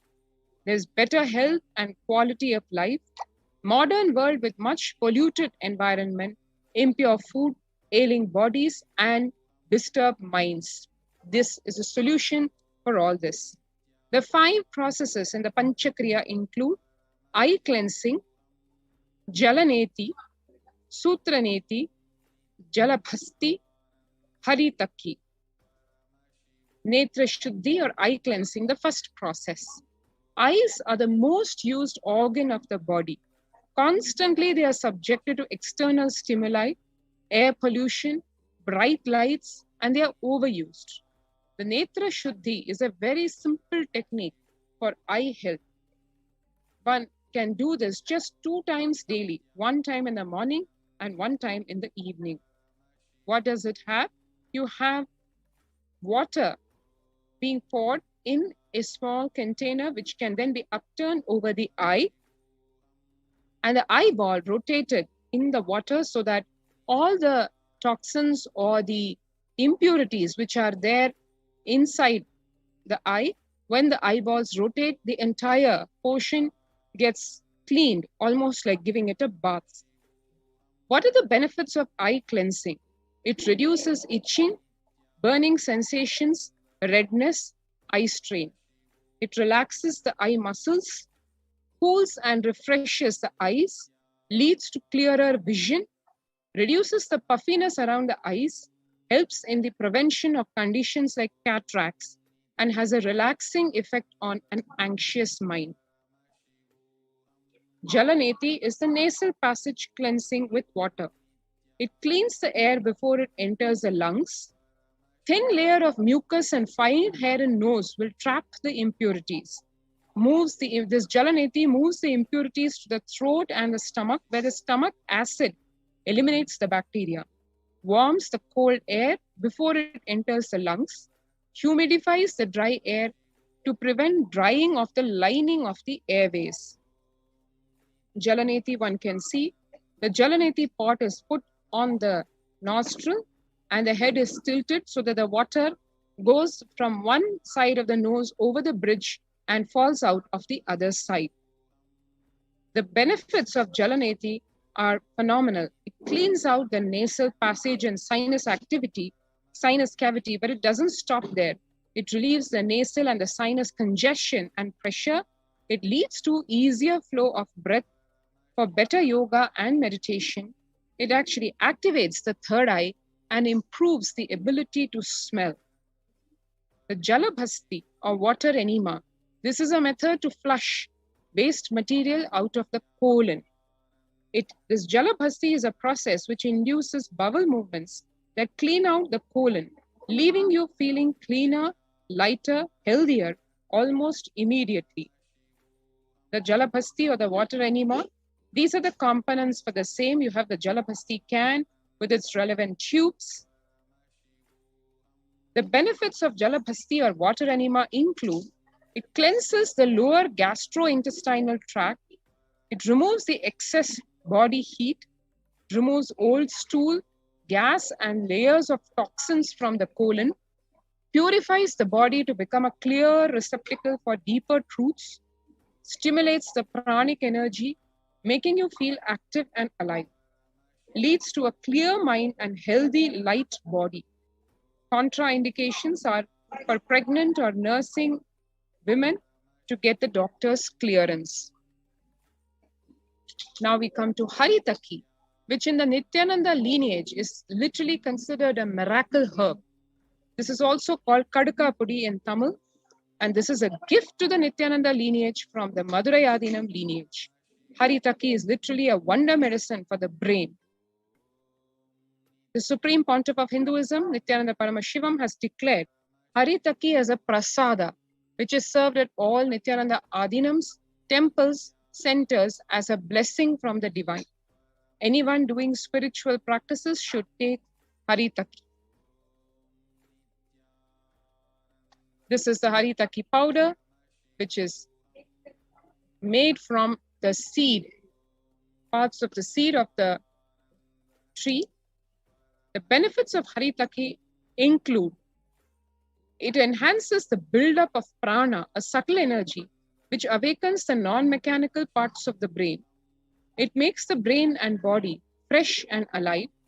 It makes one or more capable, sensitive, intelligent, enhances awareness, removes the body's toxins in a natural way, purifies the blood, removes the fat residues from arteries and veins. It heals diabetes, hypertension, and heart problems. It sharpens the vision, regulates the colon function, soothes the throat, helps the pulmonary system of the body, and is very beneficial for gums. Next is yoga. When you do yoga, you experience your entire body becoming Amrita Sharira, body filled with nectar. It becomes an ecstatic body just by the air, without any external touch. The Supreme Pontiff of Hinduism, Jagadguru Mahasannidhanam, His Divine Holiness, Bhagwan Nithyananda Paramashivam, has revived the science of Prathama Vinyasa Krama from Shashtanga Yoga as revealed by Paramashiva. Puja. This is the next aspect of the spiritual routine. In puja, you experience the space of bhakti, devotion, the space of surrender that occurs to you from this devotion moves you from the I, which is so heavy, to God or Guru. This surrender allows us to drop all the necessary baggage or karma from the head. We sit down and connect with God by performing Rudravishekam. O Sadashiva, O God, I know you are source of everything. You are everything, and you are in this Shivalinga, and you are in this body. Let me connect with me. Let you reveal yourself to me. And now we can register ourselves at the COVID Care Protection Center facility through the link https://kailasa.org, KAILASA.org/Kailasa Care.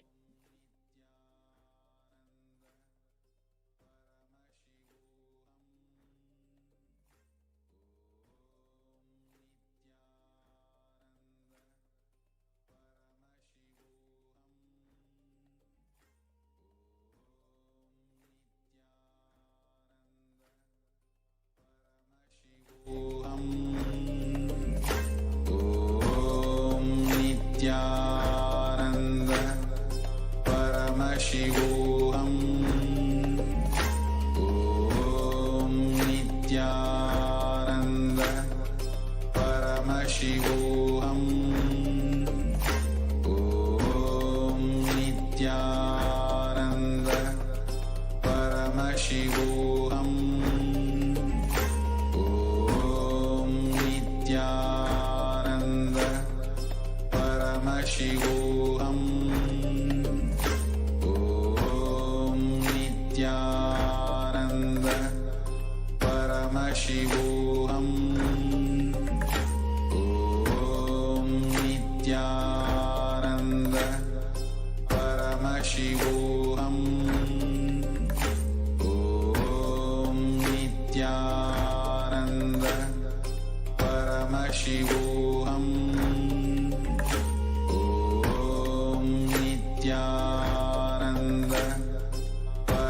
Paramashivoham. Om Nithyananda Paramashivoham. Om Nithyananda Paramashivoham. Om Nithyananda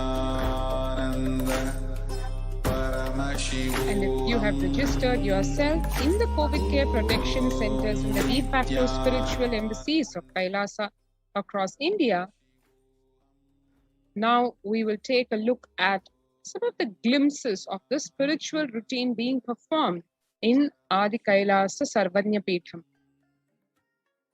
One can see here the members who have enrolled themselves for the COVID care protection initiative are doing the morning yoga, puja, and these actually take up the first 5 hours of anyone's day and is one of the most fundamental and vital practice for any seeker, anyone on the path to achieve enlightenment, to achieve the ultimate superconscious space of Paramashivoham.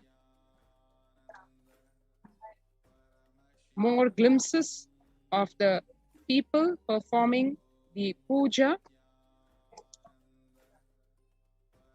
And here one can see more glimpses from the members enrolled in the Kailasa's COVID Care Protection Initiative. The puja materials collected, the people settle down in the wee hours of the morning and doing their Nitya Puja, Guru Puja and Shiva Puja. One can see here the yoga classes being conducted, and these are the glimpses from the multi-layered quarantine facility in Adi Kailasa Sarvanya Peetham. More pictures of the participants doing yoga as well as puja.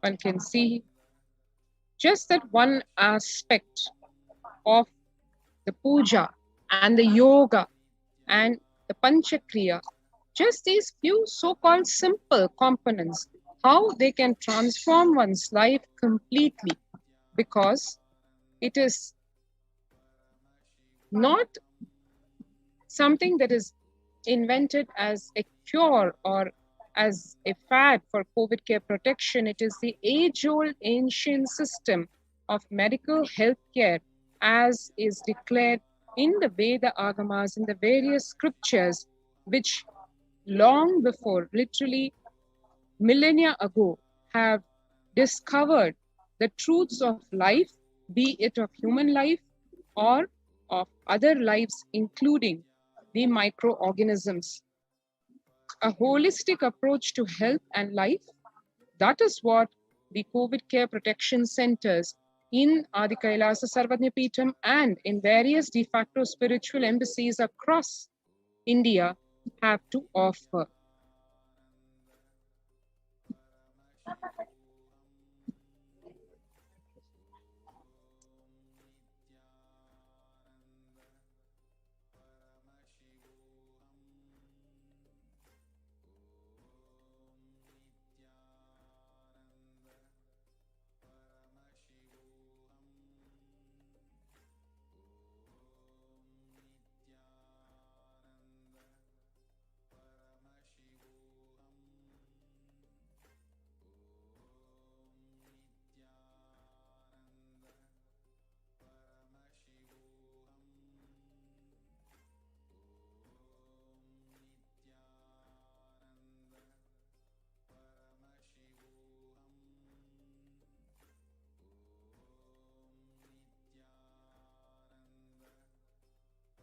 Just be alive for next 3 years. Don't die within next 3 years.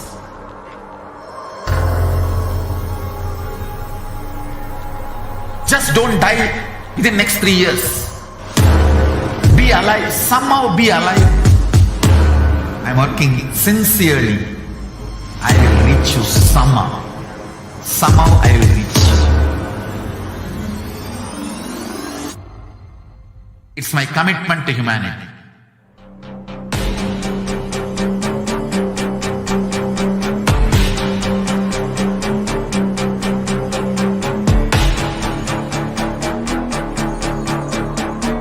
Just don't die within the next 3 years.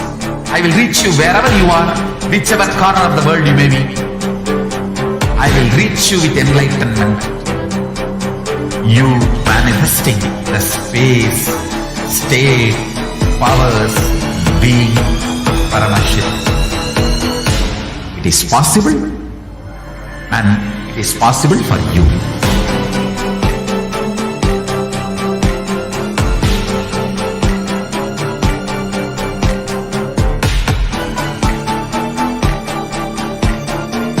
Paramashivoham will reach you with enlightenment science. I know he is going to do the job. Just be alive for next 3 years. Nothing else. Kailasa. Listen intensely.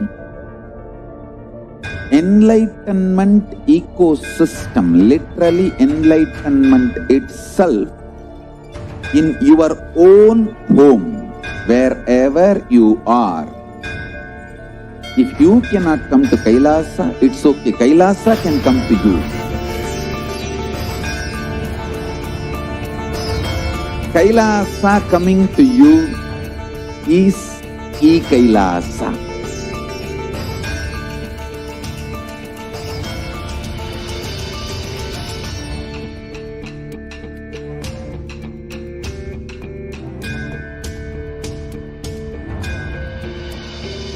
I will revive Hinduism.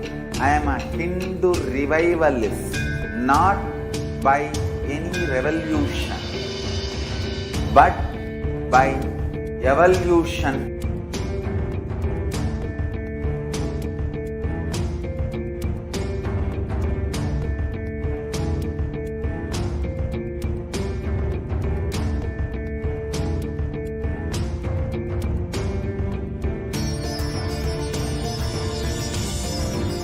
And setting model community.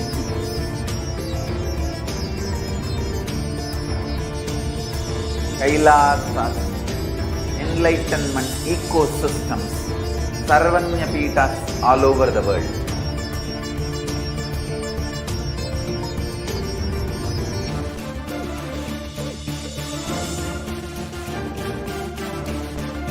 All powerful cognition, knowledge, only when you live, power manifestation and possibilities manifestation happens. This is a fundamental truth.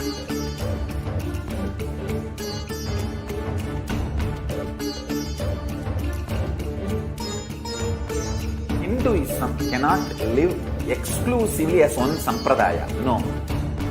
All sampradayas of Hinduism is an ecosystem.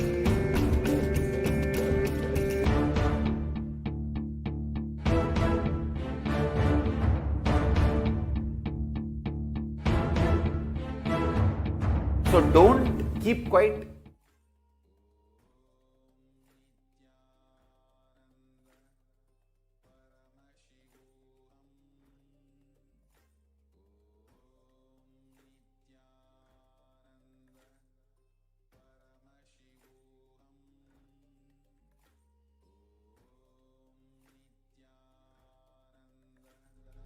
Paramashivoham. Om Nithyananda. And while we are waiting eagerly for the satsang by the Supreme Pontiff of Hinduism, Nithyananda Paramashivam, let us look at what the whole crux of education in the Hindu system of education, what is the core, what it comprises of. Education is known to be the key factor to enabling upwards socio-economic mobility and the strongest means of removing poverty.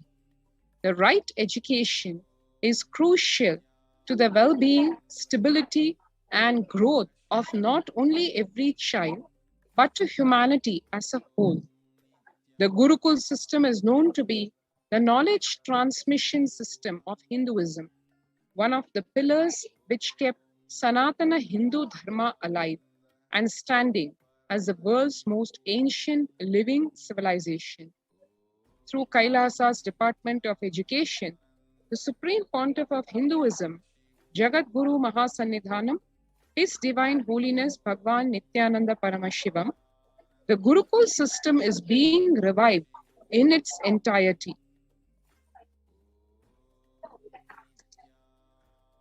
Gurukul literally means living in the Guru's home.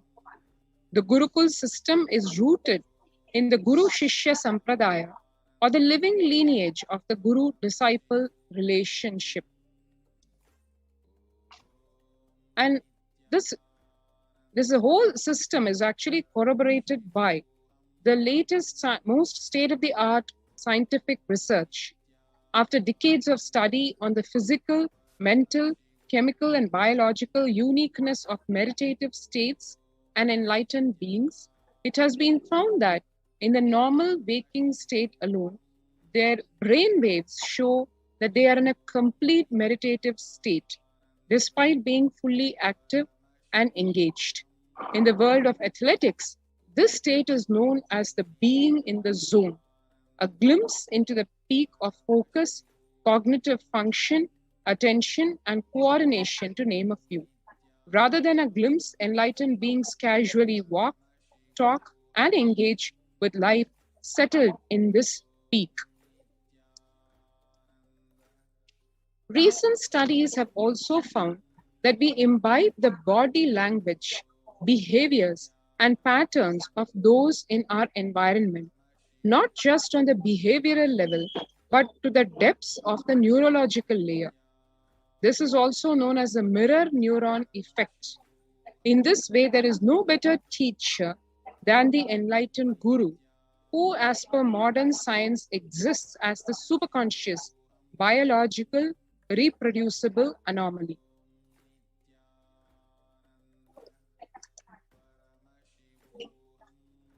However, through centuries of Mughal invasions, colonialism, and continued persecution against Hinduism and the Hindu tradition, this science of knowledge transmission has been diminishing at an unprecedented rate.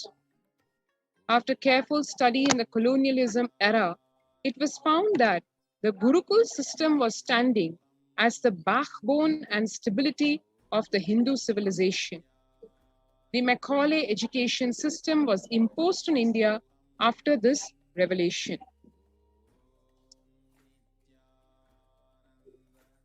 "13,000 universities across Bharat, 2 lakh Gurukuls were destroyed in Bengal and Bihar alone.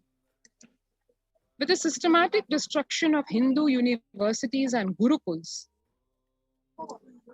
goes also more than 80% of Hinduism's indigenous knowledge.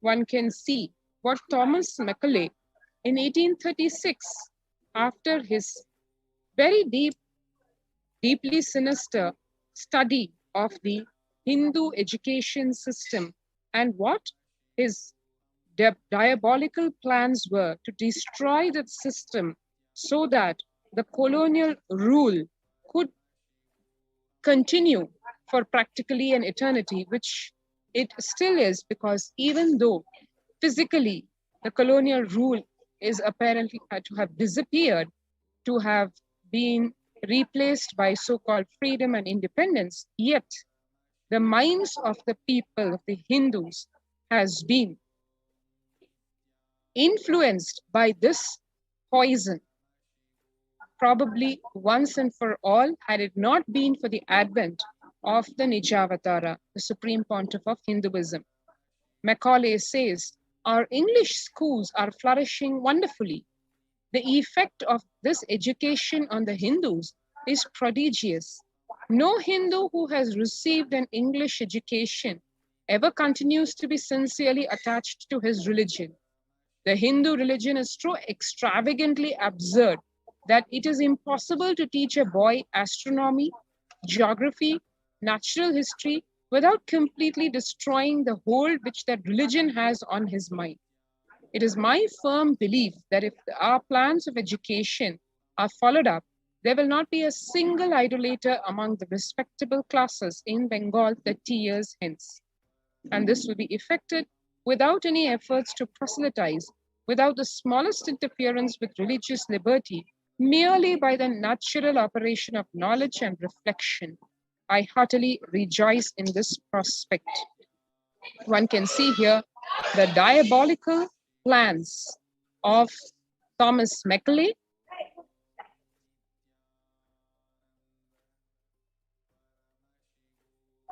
and as the colonial rule has been replaced by the largest democracy, what really is going on? Is Hinduism really in a state of revival? What is the Nijavatara, the Supreme Pontiff of Hinduism, doing for the same? We all have seen over the last 2 decades what he has done to humanity, and in return what humanity has done back to him. The persecution in return for magnanimous, huge contributions to Kailasa is what the Supreme Pontiff of Hinduism has showered on the planet. And what further revelations the Supreme Pontiff of Hinduism is going to be giving us tonight, let us wait and watch as we await the divine presence of the Supreme Pontiff of Hinduism, Jagat Guru Mahasannidhanam, His Divine Holiness Bhagavan Nithyananda Paramashivam.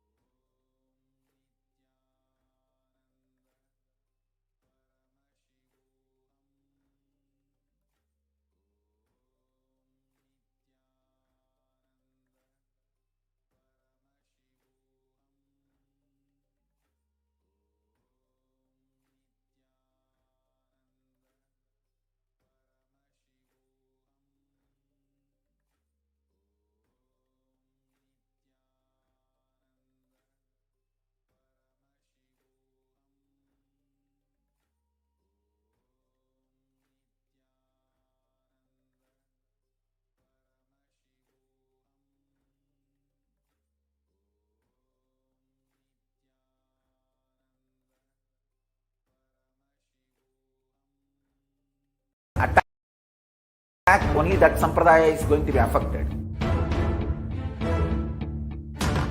All of us are ecosystem.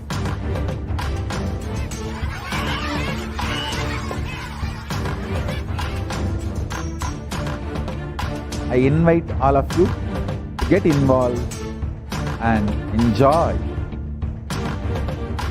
Hinduism by the principle of Dharmo Rakshati Rakshitaha. When you protect Dharma, Dharma protects you. We will make the whole planet flourish spiritually. The spiritual prosperity will happen to the whole planet. We all have to coexist together.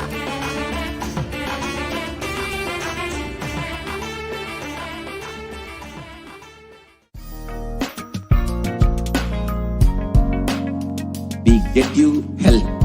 We get you ability to build beautiful relationships in your life. We get you direct spiritual support, and we make sure you become wealthy.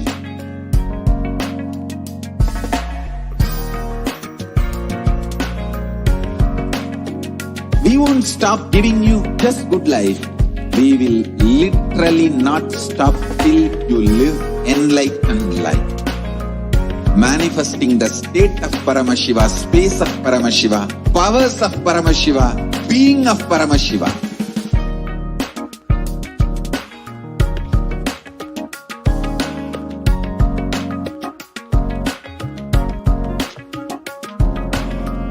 Whole world should become e-Kailasians. I want the whole world to know Hindus have something great to contribute to the world.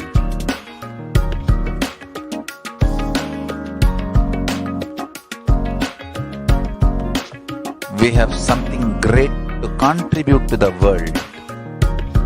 Let us do that.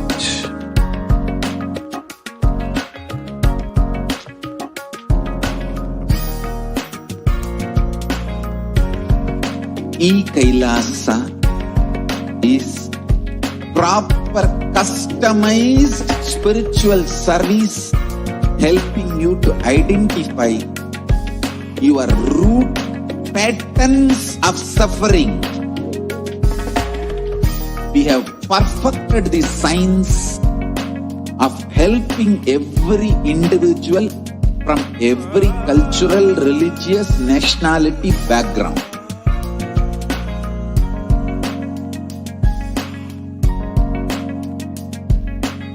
You will have lowest reactionary assumptions, highest awakened response, alive response for life continuously.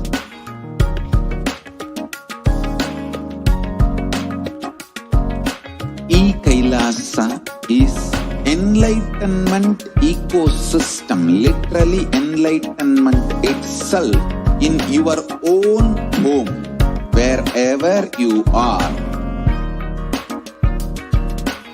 Proper customized spiritual service helping you to complete with your life negativity, withdrawal from life, self-hatred, self-denial, self-doubt, so much of tiredness, laziness.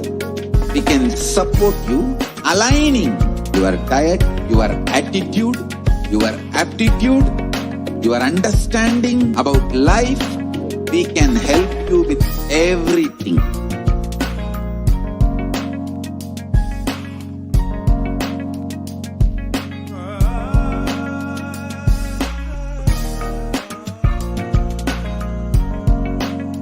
If you are interested in enlightenment, we will immediately bring this to you.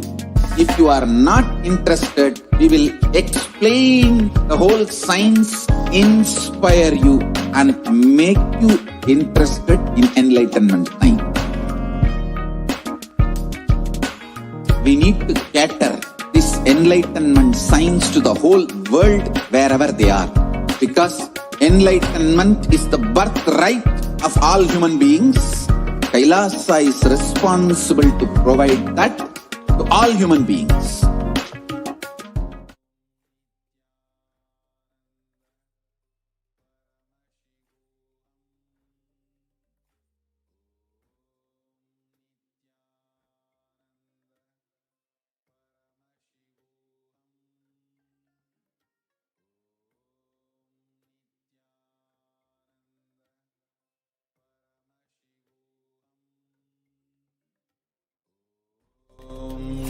Nithyananda Paramashivoham.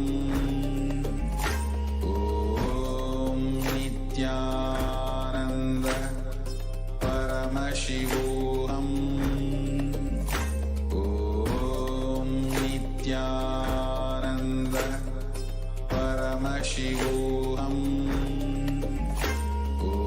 Om Nithyananda Paramashivoham. Om Nithyananda Paramashivoham. Om Nithyananda Paramashivoham. Om Nithyananda Paramashivoham. Nithyananda. The much awaited live Nithyananda Satsang after a very long time we are having. So today we are going to be having the live darshan of the Supreme Pontiff of Hinduism, followed by a live Nithyananda Satsang.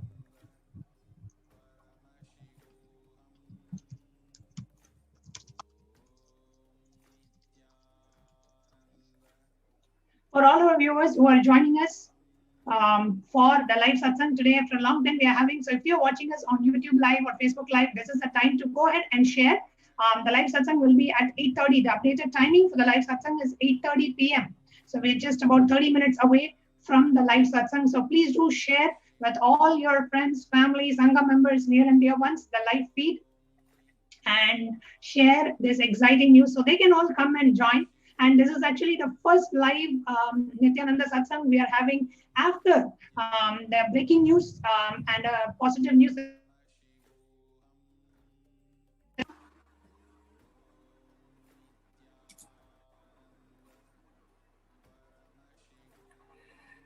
And that news, I'm sure all of us are aware by now, is that the UN, the United Nations, has recognized the persecution of Supreme Pontiff of Hinduism and Kailasa. And we have shared this breaking news on all the official social media platforms of Kailasa. And in the next few minutes that we have leading up to the live satsang, I request every one of you to join hands in sharing this news virally with one and all. So I'm now going to go ahead and share the Facebook, the live SPH JGM Nithyananda Paramashivam Facebook page, where we have shared this breaking news, and also on Twitter.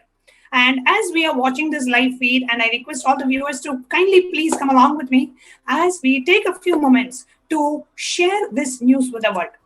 And I will tell you why it is important to share it with the world.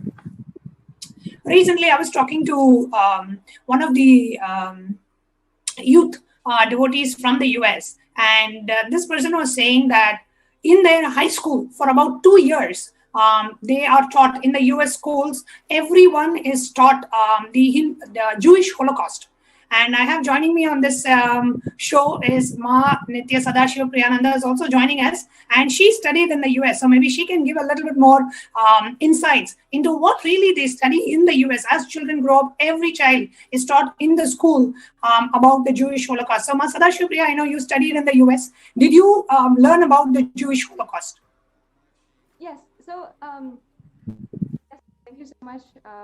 And I'd like to share with all of the viewers exactly how in the United States, in Western culture, how from a very young age, even from even the age of 13, 14 years old, we start studying, we start reading about the Jewish culture, even in school, even if we're not practicing that religion.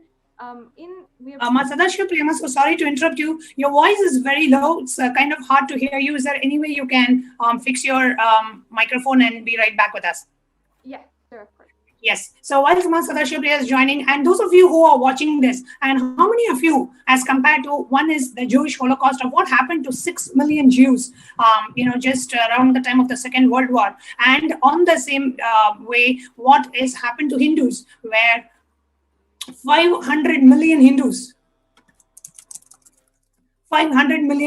were, killed and murdered and persecuted over the last 5,000 plus years of Hindu Holocaust. And many, I was a born Hindu. I never knew about the Hindu Holocaust until, I came in direct face-to-face experience of what the anti-Hindu elements are doing to the Supreme Pontiff of Hinduism. And that was my first direct experience of the anti-Hindu elements and their criminal conspiracies, and the neo-Hindutva elements and their conspiracies to eliminate the spiritual component of Hinduism. The anti-Hindu elements want to eliminate Hinduism itself, while the neo-Hindutva gang wants to eliminate the spiritual component of Hinduism and politicize religion. So, yes, we have Ma Sadashiva Priya joining us. Yes, Ma Nithyananda, are you able to hear me now? Yeah, I'm able to hear you. I hope my audio is okay. Yes, it's much better, Ma. Yes, okay. Please go ahead. So you studied in the America, and did you learn about the Jewish Holocaust in your school as a part of the syllabus? Yes, Ma. So exactly as we are growing up, we learned in detail about how the Jewish people, how 6 million people had underwent systematic persecution in extreme and in like excruciating detail. We learned about the gas chambers, how they were literally taken in trains to the concentration camps for the each and every Jew from all over Europe, how they were how the war had been strategically planned, and this entire Holocaust happened where so many Jews were entirely eliminated, and the what was happening was a genocide against a religion. And from a young age, and I would say from school, what was happening, and even at that time, I was wondering in myself, how come I didn't learn about Hindu Holocaust, what happened to Hindus, in the same way that today I'm learning from a textbook, from official textbook, from so many different novels of victims of the the Jewish Holocaust, and so many different. Actually, study in school. How many years? Actually, I would say the curriculum for 1 year entirely, at least half of that year, 6 months, we were studying the Jewish Holocaust in depth. And not only that, I can say that much of the novel, the culture of reading the books, how the Jewish Holocaust has been written by the survivors of the Jewish Holocaust. It's a very powerful way of speaking their story to the world, telling the heartfelt trauma and suffering that they've been through, and for good cause, to prevent more and more suffering from happening further, and ultimately to solidify the Jewish identity that they have as a whole culture, and as a part of their healing as a whole culture. How the victims are coming out right now is you're a born Hindu, born and brought up in the US. When was the first time you came to know about Hindu Holocaust? Actually, I can say, honest to goodness, the first time that we understood about the Hindu Holocaust was after Swamiji himself had started speaking about it, how in satsangs he would talk about the sannyasis who were abused and killed. And only after this, I even realized, there was something that happened that sparked me to go and read about it and see in more sources. But if you what age would that be? If you have to tell what age of yours? I think that was around 16 or 17 years old. 16 or 17 years when you first came to know about Swamiji. And what age were you introduced to Jewish Holocaust in school? At least around 11 or 12 years old. 11 or 12 years of old. So every child who's growing up in the US, I don't know about other countries, every child growing up in the US is brought up giving the knowledge of the Jewish Holocaust. And I grew up in India from a traditional Hindu family, and I had absolutely no clue about the Hindu Holocaust. Jewish Holocaust, 6 million Jews were killed. Hindu Holocaust, 500 million Hindus were killed. It's not that we are doing a comparison of lives here, but we need to understand that the Hindu Holocaust is at least 9 times of what happened to the Jews. And even Hindus are made completely unaware. And I'm sure none of my pre-monastic family members even knew about the Hindu Holocaust, even though they were, staunch Hindus for generations. We are criminally and strategically made to forget about the Hindu Holocaust. And for the very first time in the 5,000 plus years history of the Hindu Holocaust, somebody has taken an effort to bring out the Hindu Holocaust out to the international community. And that thanks to, and our deepest gratitude to the Supreme Pontiff of Hinduism, his tireless efforts, being a victim of the persecution himself, going through, more than 70 assassination attempts and torture in the prison and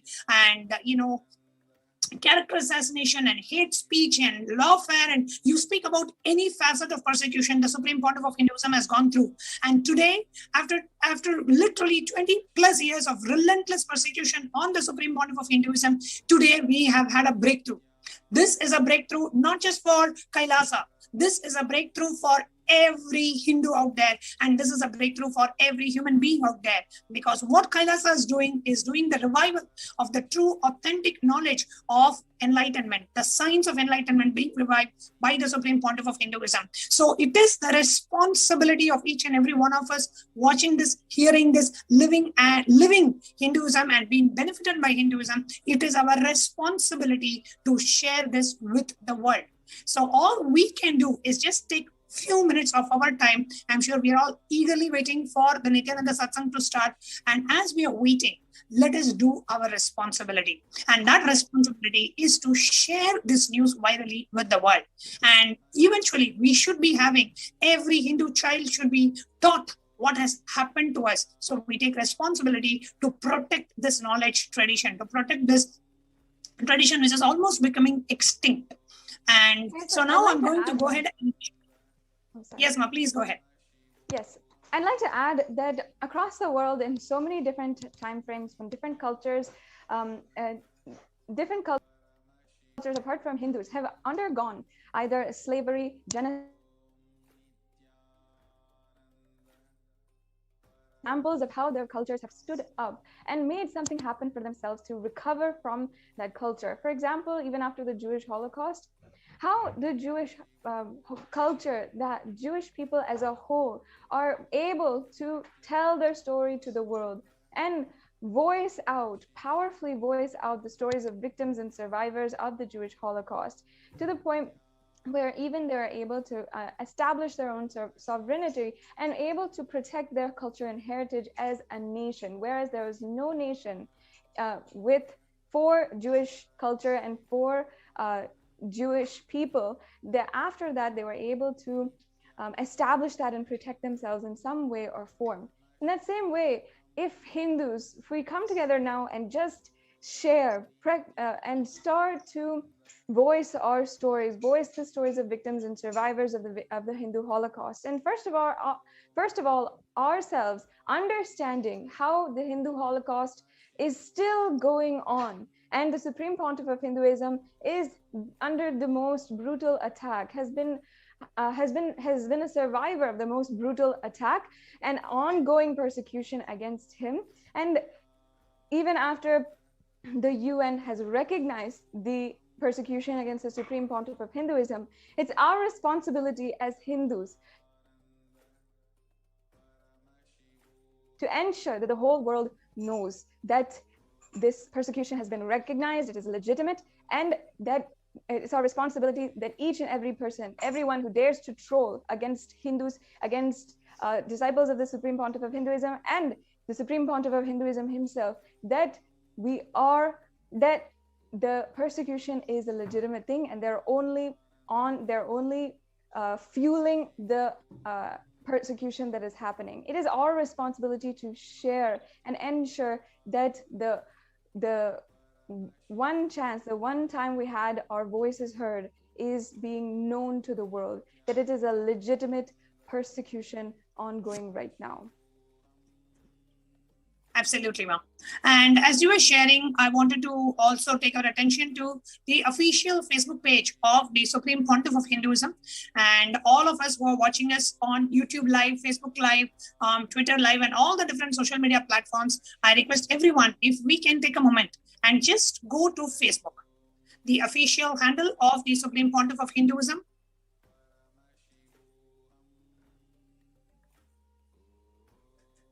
which is facebook.com/Paramahamsa Nithyananda. And you can search for SPH JGM Nithyananda Paramashivam on Facebook, and you will come up with this page.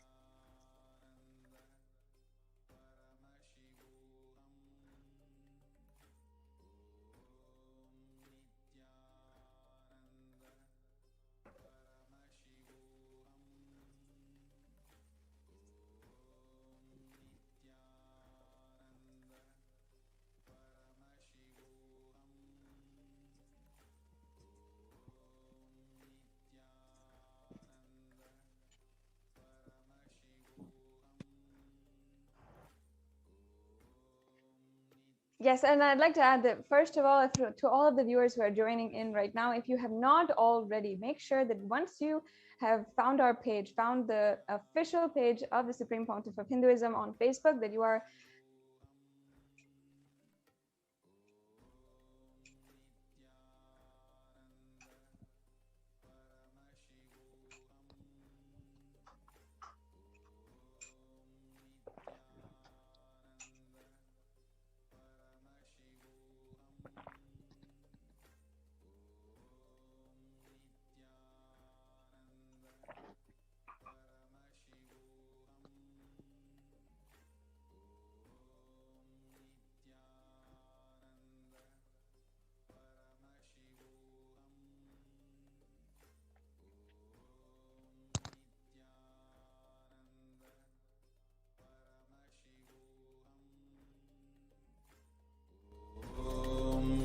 Nithyananda Paramashivoham. Om Nithyananda Paramashivoham. Om Nithyananda Paramashivoham. Om Nithyananda Paramashivoham. Om Nithyananda Paramashivoham. Om Nithyananda Paramashivoham. Om Nithyananda Paramashivoham. Om Nithyananda Paramashivoham. Om Nithyananda Paramashivoham. Om Nithyananda Paramashivoham. Om Nithyananda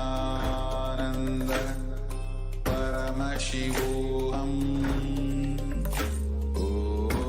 Om Nithyananda Paramashivoham. Om Nithyananda Paramashivoham. Om Nithyananda.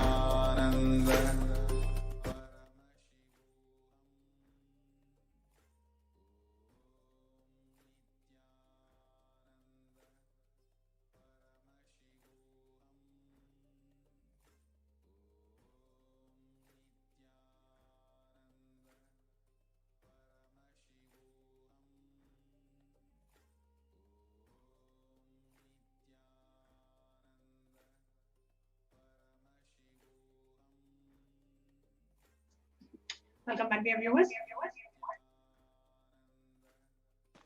Welcome back. So here you are seeing the official Facebook handle of the Supreme Pontiff of Hinduism. I request everyone to please, I'm going to do a walkthrough and each of us can please come along and share this news. Okay, so as we are coming, we see the first pinned post with the breaking news. The UN has published the report on the persecution of the Supreme Pontiff of Hinduism. So what we are going to do is go under this post, like the post, comment under this post, and share the post. Okay, like, comment, share. Now, the sharing of this post, you can do it, share it to your news feed and add what you feel about this. So share 1 or 2 lines saying, finally, the Hindus, the Holocaust is being brought out, or you can say very happy that the United Nations has recognized it. Whatever you feel about this, you can add 1 or 2 lines and share it to your newsfeed and send it to at least 11 of your friends on Messenger, let everybody know. And all the groups and the pages that you're a part of, at least 5 groups and 5 pages, you can share this news that the United Nations has recognized the persecution of Supreme Pontiff of Hinduism and Kailasa. So we're going to take the next few minutes to finish this on Facebook. I request everyone to go to Facebook, official Facebook handle, and go to the main post, like, comment, and share under the post. Like, comment, and share.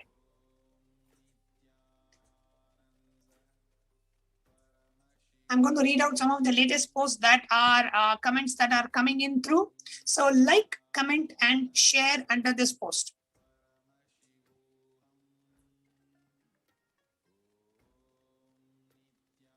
So when you click share, say share to newsfeed.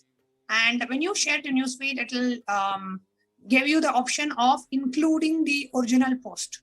So you can include that original post also and go ahead and share.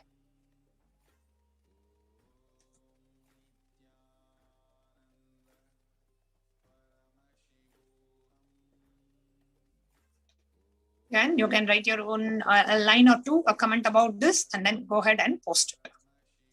Share it in the messenger with at least 11 of your friends sharing it in the messenger is very easy. You just have to click send, and it sends. So you just have to click this. So, and it sends. And then share it on a page. So whatever page that you own. So let's say I have different pages that I'm part of. So I can go ahead and share in the, let's say, Nithyananda Sannyas order page. I can go ahead and share.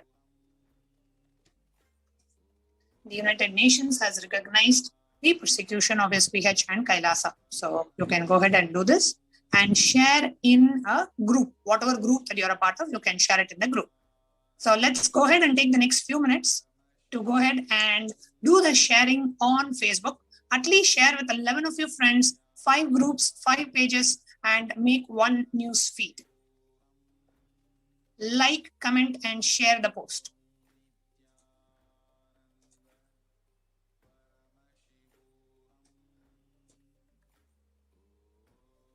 Yes, I'd like to share while everyone is sharing right now. I'd like to share one sentiment that I have felt very deeply since the time last year in June, when we saw a complete social upheaval crisis happening surrounding the extremely brutal death of one African-American man in the United States. His name was George Floyd, and we saw after the acts of police brutality against him, how so many millions of people took to the streets, how people on social media for at least 2 months afterward were continuously speaking about the persecution and the ongoing persecution happening against African Americans, the racist inherent laws and prejudices and the activities, the culture, the racist culture of the entire United States, as well as the popular culture that was being seriously addressed. And how across the world, not just in the United States, first of all, in the United States itself, how people peacefully protested across in so many different cities. And there was, even during lockdown, even during the time when there was so much of scare due to the COVID pandemic, people still wanted to stand up and they wanted to take responsibility. They wanted to be the cause for change. And not only in the United States, but in cities across the world, in cities like Paris, in Colombia, in so many different cities across the world, we saw people taking responsibility for change. And I'd like to contrast this, on the other hand, to the extremely brutal death, the mob lynching of 2 sadhus in India, in Palghar, of 2 mahants and 2 mahants, responsible members of the Sangha, sannyasis, who were brutally handed over to the mob to be entirely murdered. And I just like to ask one thing to all the viewers: did we as Hindus do justice to value the lives of our sannyasis, of the most valued members of our Hindu community? Did we do justice when persecution was ongoing? Not even a week after the Palghar murders that happened, the sadhus that had been murdered, the media was entirely silent, the social media was entirely silent, and the only one who was talking about the murder and the Hindu Holocaust was the Supreme Pontiff of Hinduism. The Supreme Pontiff of Hinduism was the foremost advocate for the brutal persecution that happened, up until even 1 month after, continuously coming for live satsangs, delivering the most profound and satsangs, and really powerfully empowering each and every one of us Hindus to stand up and take responsibility and just see the reality as it is. Our Hindu culture is at risk, and it is really, really time now that we stand up.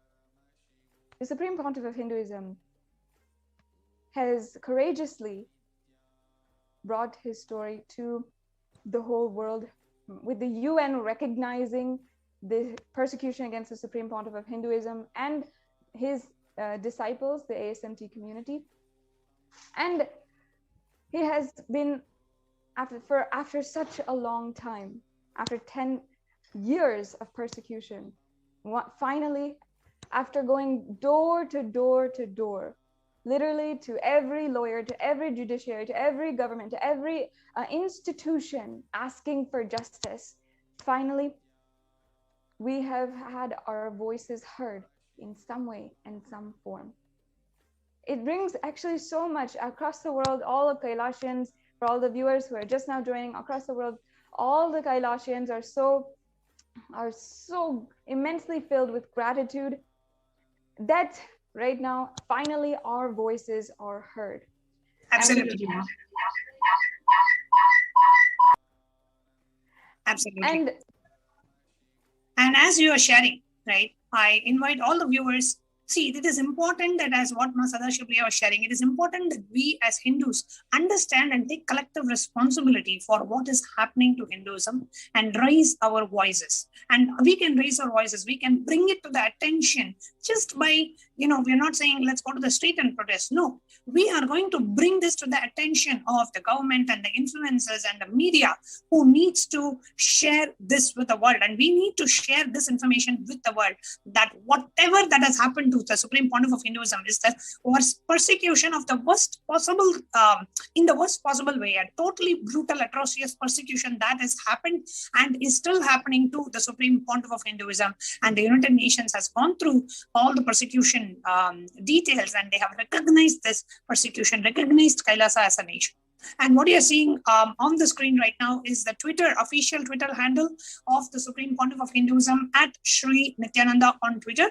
So I request everyone to now please open your Twitter app on the phone or on the laptop and go to Swamiji's, the Supreme Pontiff of Hinduism's official Twitter handle. And you will see at Sri Nithyananda, and it takes you to SPH AGM Kailasa Nithyananda Paramashivam page. And what we are going to do is we are going to come to this Twitter handle and take the first tweet, which talks about UN has published a report on the persecution, and click on, you like the tweet, right? You can reply to the tweet, like the tweet, reply, which is comment under the tweet, and you retweet it, right? When you click on retweet, always choose quote tweet, where you can write your own comments on top of the tweet.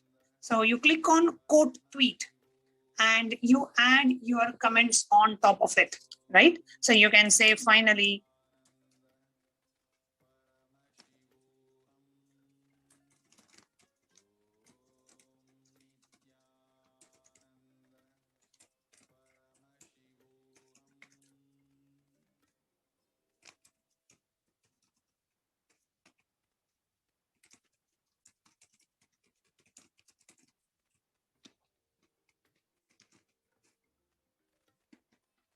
and always include the hashtag. The hashtag that we are using for this purpose is hashtag UN recognizes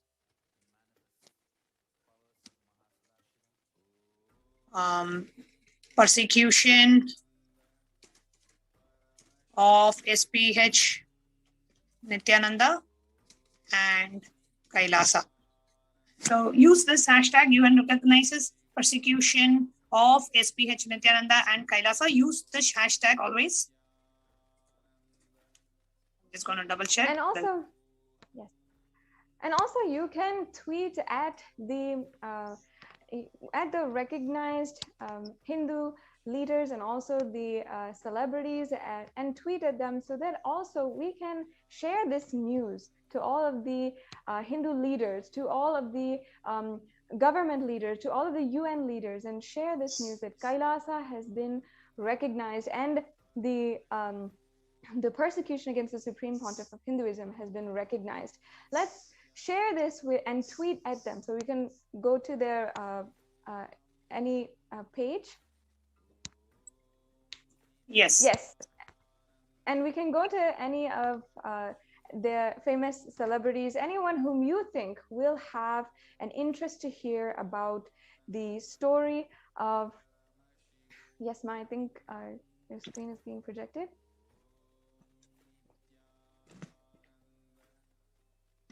Yes.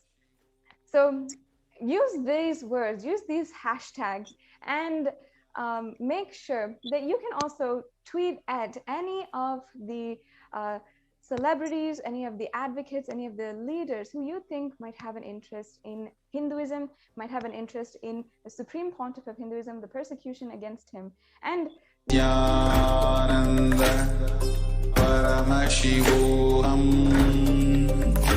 Om Nithyananda